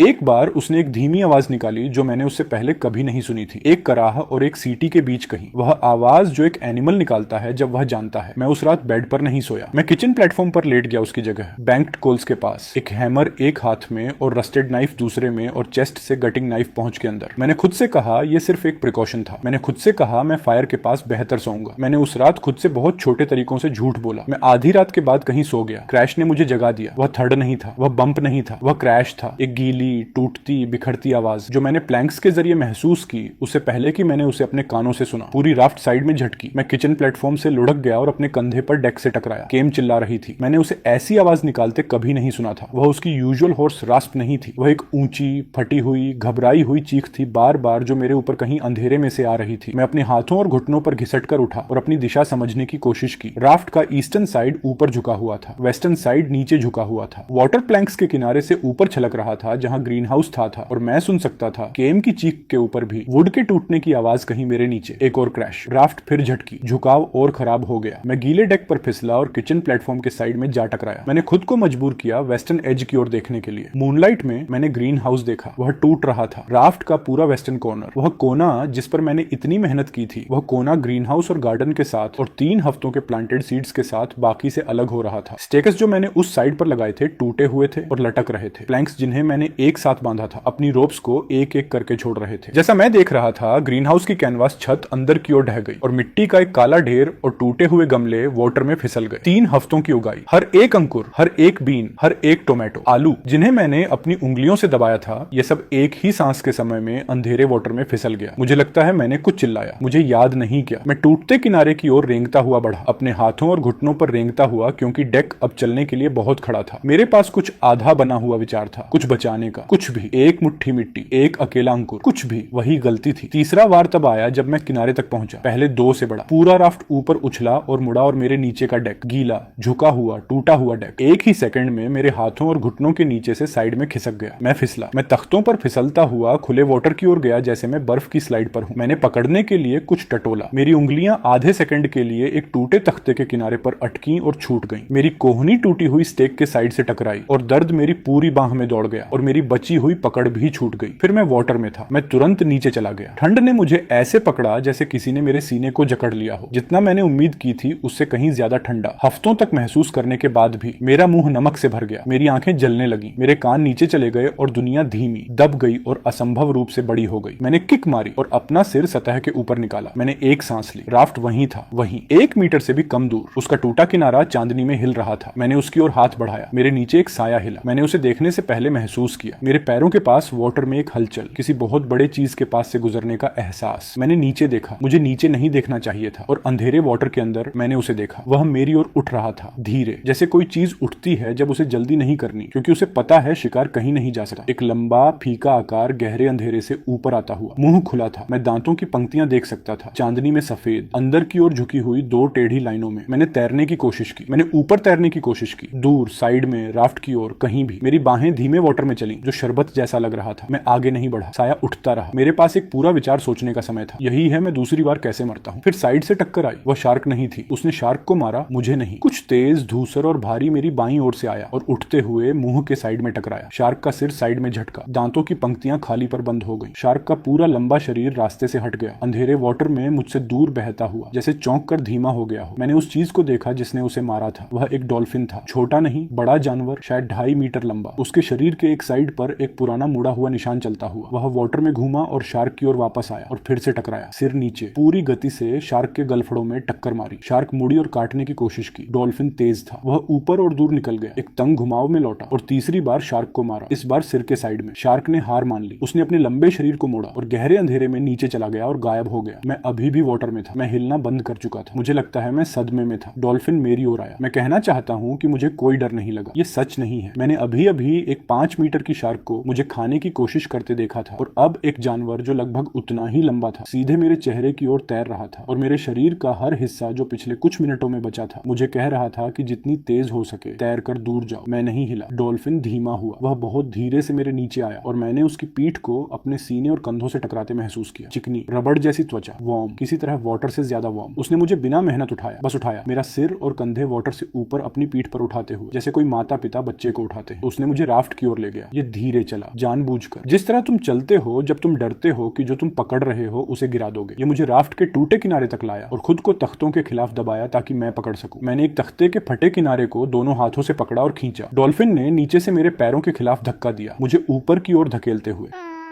मैंने अपने सीने को टूटे हुए लकड़ी पर रगड़ा और अपना धड़ डेक पर चढ़ा लिया। मेरे पैर पीछे आए। मैं गीले तख्तों पर अपनी पीठ के बल लुढ़क गया और वहीं हांफता हुआ और खांसता हुआ नमकीन वाटर उगलता हुआ पड़ा रहा और इतना कांप रहा था कि मैं अपने हाथ बंद नहीं कर पा रहा था। डॉल्फिन राफ्ट के बगल में वाटर में रहा। मैंने अपना सिर साइड में घुमाया उसे देखने के लिए। वह मुझे देख रहा था, एक काली आंख, समझदार और स्थिर, उस चिकने धूसर सिर के साइड में लगी हुई। उसने एक आवाज निकाली, क्लिक की एक सीरीज और एक हल्की ऊंची सीटी, और फिर उसने अपनी नाक से राफ्ट के साइड को एक बार धक्का दिया, जैसे वह मुझे चेक कर रहा हो, जैसे वह कह रहा हो, क्या तुम ठीक हो? मैं धीरे बैठ गया। मुझे यकीन नहीं कि मैं खड़ा हो सकता था। मैं किनारे तक रेंगता हुआ गया, सही किनारा, बिना टूटा किनारा, और एक कांपता हुआ हाथ डॉल्फिन के सिर की ओर बढ़ाया। वह पीछे नहीं हटा। मेरी उंगलियां उसकी नाक की चिकनी त्वचा को छू गईं। डॉल्फिन ने एक और हल्की क्लिक की। मैंने उसे एक बार सहलाया, धीरे से। उसने अपना सिर मेरी हथेली के खिलाफ थोड़ा और जोर से दबाया। धन्यवाद, मैंने कहा। मेरी आवाज टूट चुकी थी। ये एक तरह की फुसफुसाती खांसी की तरह निकली। धन्यवाद, धन्यवाद। डॉल्फिन ने फिर वही क्लिक की आवाज निकाली। मैं पहले से ही क्लिक को शब्दों की तरह सोचने लगा था, भले ही मुझे पता था कि यह शायद मेरा थका हुआ दिमाग था जो एक जानवर को समझने की कोशिश कर रहा था। मैं राफ्ट के किनारे बैठा रहा, अपने हाथ अभी भी उसकी नाक पर। मुझे नहीं पता कितनी देर तक, शायद 1 मिनट, शायद 10। रात बहुत शांत थी। केम ने कहीं ऊपर चीखना बंद कर दिया था। मैं उसे अब सुन सकता था, छोटे चिंतित आवाजें बनाते हुए ग्रीन हाउस फ्रेम के बचे हुए हिस्से के ऊपर से, लेकिन वह अब चीख नहीं रही थी। मैंने चांदनी में डॉल्फिन के चेहरे को देखा और मैंने उसके लिए एक नाम सोचने की कोशिश की। यह महत्वपूर्ण लगा। अचानक पक्षी का एक नाम था। पक्षी केम बन गया था उसी पल जब मैंने उसे नाम दिया। नाम मायने रखते हैं, नाम चीजों को असली बनाते हैं। डॉल्फिन की त्वचा नीली धूसर थी, जितनी मैंने एक समुद्री स्तनपाई के लिए उम्मीद की थी उससे ज्यादा नीली। चांदनी में लगभग एक नरम स्लेट रंग। नीले रंग के लिए जापानी शब्द एओ है। प्रत्ययशाई बहुत से पुरुष नामों में होता है, पुरानी कहानियों से। औशी, मैंने कहा। डॉल्फिन ने क्लिक किया। मैंने तय किया यह सहमति थी। सूरज लगभग 1 घंटे बाद उगना शुरू हुआ। जब तक पूरी रोशनी हुई मैं खड़ा होने और जो हुआ था उसका हिसाब लेने में सक्षम हो गया था। ये बुरा था। ग्रीन हाउस चला गया था, नुकसान नहीं गया। राफ्ट का पश्चिमी कोना शार्क के काटने से साफ कट गया था और जो कुछ भी उस कोने पर था, ग्रीन हाउस, मिट्टी का बॉक्स, पौधे, दूसरा डेजलिनेटर जिसे मैंने ग्रीन हाउस की छत में बनाया था, पूरा शॉवर असेंबली या तो समुद्र के तल में था या टूटे किनारे के आसपास सतह पर टुकड़ों में तैर रहा था। मैं कुछ मलबा देख सकता था। कैनवास छत का एक टुकड़ा 20 मीटर दूर तैरता हुआ, मिट्टी के बॉक्स का एक सपाट तख्ता आधा डूबा हुआ जिसमें एक अकेला बीन अंकुर अभी भी अपने छोटे फीके जड़ों से चिपका हुआ था। बॉय की दीवारों का पीला प्लास्टिक वाटर में टुकड़ों में बिखरा हुआ था। मैं इसमें से कुछ भी वापस नहीं पाने वाला था। धारा पहले से ही उसे दूर खींच रही थी और भले ही मैं उसके पीछे जाने का जोखिम लेना चाहता, मेरे पास अब पैडल नहीं था। पैडल पश्चिमी कोने पर था। मैंने खुद को बाकी गिनने के लिए मजबूर किया। किचन प्लेटफॉर्म सही सलामत था। आग बुझ चुकी थी, छपाक से डूब गई थी, लेकिन कोयले को फ्लिंट और स्टील से फिर जलाया जा सकता था। बेड सही सलामत था, केंद्र के पास अपने ऊंचे प्लेटफॉर्म पर। पूर्वी साइड पर बचा हुआ डेजालिनेटर अभी भी खड़ा था, हालांकि वाटर कटोरों में चला गया था और रात का संग्रह दूषित हो गया था। मुझे इसे खाली करना होगा और फिर से शुरू करना होगा। मैंने अपने ताजे वाटर के भंडार का लगभग आधा खो दिया था। स्मोकिंग रैक झुका हुआ था लेकिन खड़ा था। लगभग 2/3 स्मोक्ड फिश बच गई थी, बाकी कहीं वाटर में थे। हैमर अभी भी मेरे हाथ में था जब मैं डेक पर गिरा था। मुझे यह भी एहसास नहीं हुआ था कि मैं इसे पकड़े हुए था। कमें जिंदा थी। वह टूटे हुए ग्रीन हाउस फ्रेम से नीचे आई और उछलकर डेक पर मेरे पास आई और लगभग 30 सेंटीमीटर दूरी से सीधे मेरे चेहरे पर एक लंबी, कर्कश, शिकायत भरी खरखराहट की आवाज निकाली।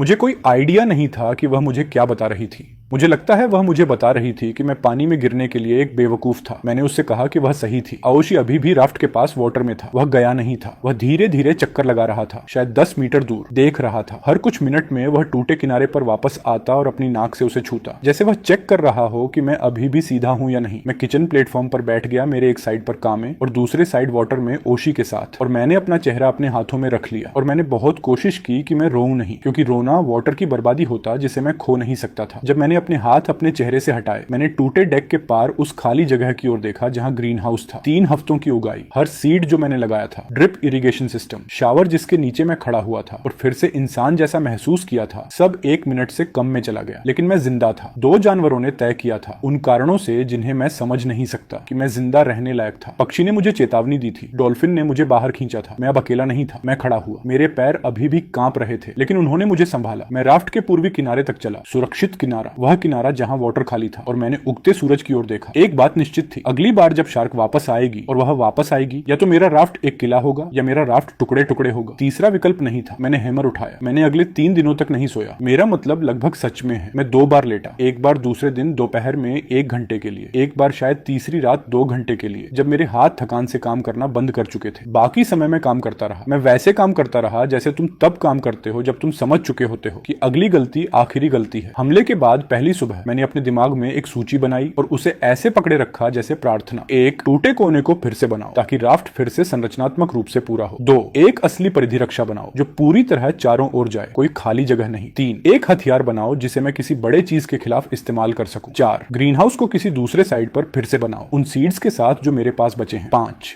डिसैलिनेटर को फिर से बनाओ ताकि मेरे पास फिर से वाटर हो। 6, तब तक मत रुको जब तक ये सब पूरा ना हो जाए। मैंने टूटे कोने से शुरू किया क्योंकि बाकी सब उसी पर निर्भर था। मैंने हर टुकड़ा मलबा खींच लिया जो हुक और रस्सी की पहुंच में था। जो मुझे चाहिए था उसका ज्यादातर पहले से पास था। हमले ने बहुत सा तैरता हुआ लकड़ी डीला कर दिया था और धारा ने उसमें से कुछ को राफ्ट की ओर धकेल दिया था, दूर जाने के बजाय। पहली सुबह के भीतर मैंने 11 नए तख्ते, 3 और टूटे हुए सेल के टुकड़े, कहीं से मास्ट का एक लंबा हिस्सा और आधे सड़े हुए बैरल से 2 और लोहे के छल्ले खींच लिए थे। मैंने नए तख्तों को टूटे किनारे पर एक मोटे पैच में बांधा और कीलों से जोड़ा। फिर दूसरी परत के साथ उसे दोगुना किया जिसमें तख्ते पहले के लंबवत चल रहे थे। मैंने पहले से सबक सीख लिया था, तख्तों की एक परत जल्दी बनती है और जल्दी टूटती है। 2 परतें जिनमें रेशा अलग दिशाओं में चलता है, काटने में बहुत ज्यादा समय लेती है। पहले दिन के अंत तक राफ्ट का पश्चिमी साइड फिर से पूरा था, चोट की तरह बदसूरत, अलग अलग रंगों के मौसम खाए लकड़ी के टुकड़ों से पैच किया हुआ, लेकिन पूरा। मैंने दूसरे दिन परिधि रक्षा शुरू की। ये वह हिस्सा था जिसके बारे में मैं सोच रहा था जबकि मेरे हाथ पैच पर काम कर रहे थे। जो डिफेंसिव स्टेक्स मैंने हमले से पहले बनाए थे वह आधा उपाय थे। एक साइड पर 6, दूसरे पर 4, बीच में बड़े गैप, सभी सिर्फ नीचे की साइड पर उन जगहों पर बंधे थे जहां मैं पानी में गिरे बिना पहुंच सकता था। अब मुझे एक पूरा घेरा चाहिए था, हर साइड, हर कोना, कोई खुला हिस्सा नहीं। मैंने तख्तों को तेज करना शुरू किया। पहली सुबह के अंत तक मैंने 8 नए तख्तों को स्टेकस के रूप में आकार दे दिया था। एक सिरा नुकीला, दूसरा सिरा बांधने के लिए सपाट। मैंने उन्हें पहले खाली कोनों में लगाया जहां शार्क स्वाभाविक रूप से कमजोरी ढूंढती। फिर मैं वापस गया और पश्चिमी और दक्षिणी साइड पर पहले से लगे स्टेक की घनत्व को 2 गुना किया जहां मैंने गतिविधि देखी थी। दूसरे दिन के अंत तक राफ्ट की परिधि के चारों ओर 31 स्टेक थे, आधे मीटर से ज्यादा दूरी पर नहीं रखे गए, सभी बाहर की ओर और हल्का नीचे की ओर वाटर में झुके हुए। फिर मैंने जाल ढाल बनाई। ये एक तरह से औशी का योगदान था। जब मैं काम करता था वह हमेशा पास रहता था, धीरे धीरे चक्कर लगाता हुआ। हर कुछ मिनट में सतह पर आता था मेरी दिशा में एक हल्की क्लिक करने के लिए, फिर वापस नीचे गायब हो जाता था गहराई में, जो भी एक डॉल्फिन करती है करने के लिए। उस दूसरे दिन 2 बार वह वापस आया बेड़े के पास अपनी नाक से कुछ धकेलते हुए। पहली बार वह एक लंबा टुकड़ा था मछली पकड़ने के जाल का, गुच्छा बना हुआ और पीछे खींचता हुआ खरपतवार जो कहीं बह रहा था मेरी नजर से बाहर। दूसरी बार वह एक छोटा टुकड़ा था उसी जाल का, ज्यादा साफ, जिसमें अधिकतर जाल सही था। मैं घुटनों के बल बैठा बेड़े के किनारे पर और जाल को पानी से बाहर खींचा अपने हुक से। औशी मुझे ऐसा करते हुए देख रहा था। मैंने कहा धन्यवाद, जोर से, उस तरह जैसे तुम कहते हो जब तुम सच में मतलब रखते हो। और औशी ने एक बार क्लिक किया और वापस नीचे चला गया। मैंने जाल को सुलझाया उस दोपहर के बाकी समय। उसमें छेद थे और सड़े हुए हिस्से जिन्हें मुझे काटना पड़ा जंग लगे चाकू से, लेकिन अधिकतर जाल ठीक था। शाम तक मेरे पास एक लंबा टुकड़ा था जाल का, लगभग 6 मीटर लंबा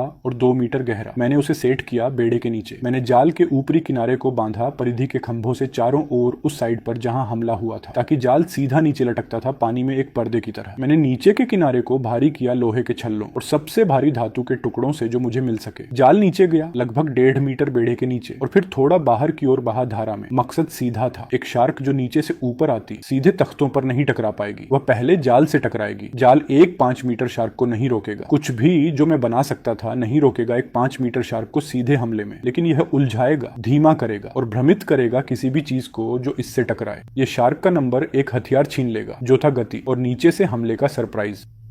मैंने जाल को बढ़ाया दक्षिणी साइड तक तीसरे दिन।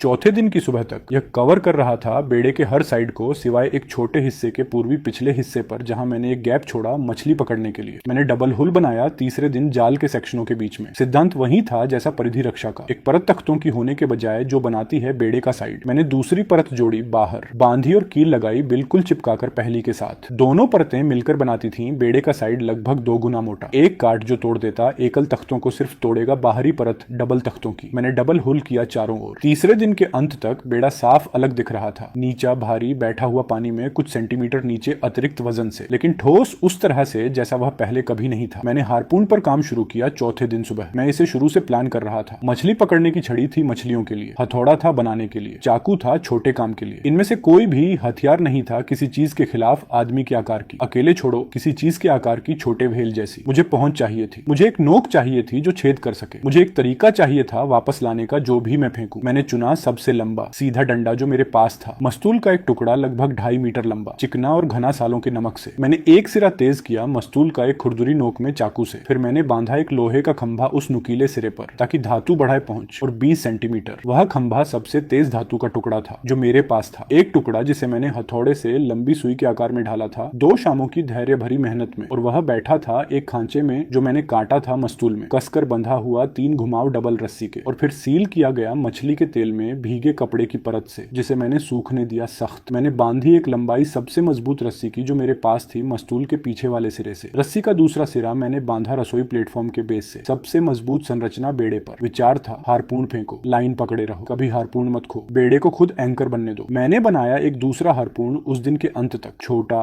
हल्का लेकिन वही सिद्धांत, एक बैकअप। मैं नहीं करने वाला था वही गलती जो मैंने की थी मछली पकड़ने की छड़ी के साथ तीसरे दिन, खोना अपना एकमात्र हथियार एक खराब पल में। मैंने ग्रीन हाउस को फिर बनाया 5वें दिन। मैंने इसे बनाया दक्षिणी साइड पर, इस बार दूर उस कोने से जो टूटा था, और मैंने इसे छोटा बनाया 1.5 मीटर बाई 1 मीटर, नीचा मजबूत सीधे बंधा हुआ डबल हुल में बजाय डेक पर अलग खड़ा होने के। मेरे पास सिर्फ कुछ सीड पैकेट्स बचे थे। जो कुछ मैंने पहले लगाया था उसका ज्यादातर हिस्सा चला गया था ओरिजिनल ग्रीन हाउस के साथ, लेकिन मेरे पास अभी भी खीरे और बीन्स थे, और 1 पैकेट पालक का, और 3 सूखे आलू के जो बच गए थे क्योंकि मैंने उन्हें अलग रखा था किचन के पास। मैंने उन्हें सावधानी से लगाया। मैंने ड्रिप इरिगेशन फिर बनाया। मैंने एक दूसरा छोटा डिसैलिनेटर जोड़ा नए ग्रीन हाउस को फीड करने के लिए, और एक तीसरा उसके बगल में, ताकि मैं पानी की कैपेसिटी को रिप्लेस कर सकूं जो मैंने खो दी थी। जब तक मैं खत्म हुआ बेड़े पर 3 डिसैलिनेटर्स चल रहे थे पैरेलल में, लगभग 1.5 लीटर फ्रेश वाटर प्रतिदिन, जितना मुझे पीने के लिए चाहिए उससे ज्यादा, साइड में चीजें उगाने के लिए काफी। मैंने स्मोकिंग रैक फिर बनाया, और जो बचा था मेरे स्मोक्ड फिश का उसे फिर से व्यवस्थित किया। मैंने किचन को सही तरीके से फिर बनाया। मैंने एक नीची रेलिंग बनाई अंदरूनी किनारे के साथ बेड़े के, वह साइड जो डेक की तरफ था, वह साइड नहीं जो वाटर की तरफ था, ताकि अगर मैं फिसल जाऊं एक गीले तख्ते पर, मेरे पास कुछ हो पकड़ने के लिए उससे पहले कि मैं नीचे गिरूं। एक छोटी चीज, उस तरह की चीज जो मुझे हफ्तों पहले बनानी चाहिए थी, ये मुझे बचा लेती उस रात जब अटैक हुआ था। छठे दिन की सुबह तक बेड़ा तैयार था, या जितना तैयार वह होने वाला था। मैं खड़ा हुआ किचन प्लेटफॉर्म पर और उसे देखा। यह वह फ्रेजाइल तैरता घर नहीं था जो मैंने पहले बनाया था। यह एक फोर्ट्रेस था, एक छोटा बदसूरत लकड़ी का फोर्ट्रेस जिसमें डबल हल था और स्टेक्स की परिधि थी, और जाल का एक पर्दा था जो चारों तरफ वाटर में लटक रहा था। इसमें एक फिर से बना ग्रीन हाउस था दक्षिणी साइड पर, 3 डिसैलिनेटर्स पूर्व में, एक स्मोकिंग रैक मछलियों से भरा हुआ, एक असली बिस्तर एक असली शेल्टर के नीचे, 2 हार्पून्स मस्तूल के सहारे टिके हुए, और एक आग धीरे जल रही थी हार्थ में। यह किसी ऐसे इंसान का घर था जिसने तय कर लिया था कि वह नहीं मरेगा। साथ ही पूरे समय मेरे साथ काम कर रहे थे। औशी उन 6 दिनों में एक बार भी बेड़े से नहीं गया, किसी भी लंबे समय के लिए तो नहीं। वह हर कुछ मिनट में सतह पर आता था दिन के दौरान, मुझे चेक करता हुआ, कभी कभी होल को अपनी नाक से धक्का देता हुआ जैसे नई कंस्ट्रक्शन को टेस्ट कर रहा हो। मैंने उसकी आवाजें पढ़ना शुरू किया। एक छोटा क्लिक मतलब मैं यहाँ हूँ, 3 या 4 क्लिक्स की श्रृंखला मतलब आओ और देखो, एक लंबी धीमी विसल मतलब कुछ पास में है, एक तेज विसल ऊंची पिच वाली मतलब कुछ पास में है और तुम्हें ध्यान देना चाहिए। उन 6 दिनों के दौरान 2 बार उसने तेज विसल की, और दोनों बार जब मैंने पानी में देखा, मैं देख सकता था एक छोटा शार्क 1.5 मीटर वाला प्रकार पहले हफ्ते से बेड़े से दूर मुड़ता हुआ और गहरे पानी में वापस जाता हुआ। औशी उन्हें भगा रहा था। मुझे यकीन नहीं था कैसे। मुझे लगता है उसकी मौजूदगी ही छोटे वालों के लिए काफी थी। डॉल्फिन भी शिकारी होते हैं अपने तरीके से, और एक स्वस्थ एडल्ट बॉटल नोज जिसका शरीर मांसपेशियों से भरा है, वह ऐसी चीज नहीं है जिससे एक जुवेनाइल शार्क लड़ना चाहे किसी मलबे के टुकड़े के लिए। उसने मुझे मछलियां लाना शुरू किया, ज्यादा नहीं, 2 तीसरे दिन, 1 चौथे दिन, 3 पांचवें दिन, लेकिन वे बड़ी मछलियां थी, उससे बड़ी जो मैं पकड़ सकता था अपनी लाइन से। वह बेड़े के पास सतह पर आता था अपने मुंह में मछली लेकर, उसे गिराता था तख्तों पर वाटर से कुछ सेंटीमीटर ऊपर से, और फिर पीछे हट जाता था और मुझे देखता था उसे उठाते हुए। पहली बार जब उसने ऐसा किया, मैं बस खड़ा रहा उसे घूरता हुआ। मुझे कोई अंदाजा नहीं था वह ऐसा क्यों क्यों कर रहा था। फिर मैंने मछली उठाई, धन्यवाद कहा और उसे डिनर के लिए साफ किया। उसके बाद वह ऐसा करता रहा। मैं इसे नहीं समझता था, मैं अभी भी नहीं समझता। शायद वह अपने लिए शिकार कर रहा था और मुझे बचा हुआ हिस्सा ला रहा था। शायद उसने तय किया था कि मैं उसके समूह का सदस्य हूँ और समूह के सदस्य खाना साझा करते हैं। शायद वह बस अकेला था, मुझे नहीं पता। मुझे पता है कि चौथी रात को मैंने वह मछली पकाई जो वह मेरे लिए लाया था और मैंने आधी खाई और बाकी आधी उसे वापस दी बेड़े के किनारे से, और उसने उसे मेरे हाथ से बिना हिचकिचाहट के ले लिया। कमी हवा थी। वह हर सुबह सूर्योदय पर चली जाती थी और 2 या 3 घंटे के लिए गायब रहती थी। वह वापस आती थी इन्फॉर्मेशन के साथ। मैंने उसे भी पढ़ना सीखा। जिस तरह वह चक्कर लगाती थी जब उसे कुछ मिलता था जो मुझे दिखाने लायक होता था, जिस तरह वह नीचे रहती थी जब कुछ खतरनाक पास होता था, जिस तरह वह ग्रीन हाउस की छत पर बैठती थी और एक खास लंबी शिकायत वाली आवाज करती थी जब उसने कोई मलबा नहीं देखा होता था पीछा करने लायक। चौथी सुबह वह दक्षिण से वापस आई उत्साहित। उसने बेड़े के चारों ओर 3 बार चक्कर लगाया और फिर से उड़ गई, इतनी धीरे कि मैं देख सकूं वह किस दिशा में जा रही थी। दक्षिण, दक्षिण पश्चिम। मैं उठे हुए सोने वाले प्लेटफॉर्म पर चढ़ा और देखा। आधा किलोमीटर दूर वाटर पर मलबे का एक साफ पैच था। मैं उसे बस एक गहरी रेखा के रूप में देख सकता था सुबह की लहरों के खिलाफ। मैंने नया पैडल तैयार किया। मैंने एक तीसरे दिन बनाया था, पहले से ज्यादा मजबूत, और धीरे धीरे राफ्ट को उस पैच की तरफ चलाया जबकि कैम ऊपर चक्कर लगा रही थी।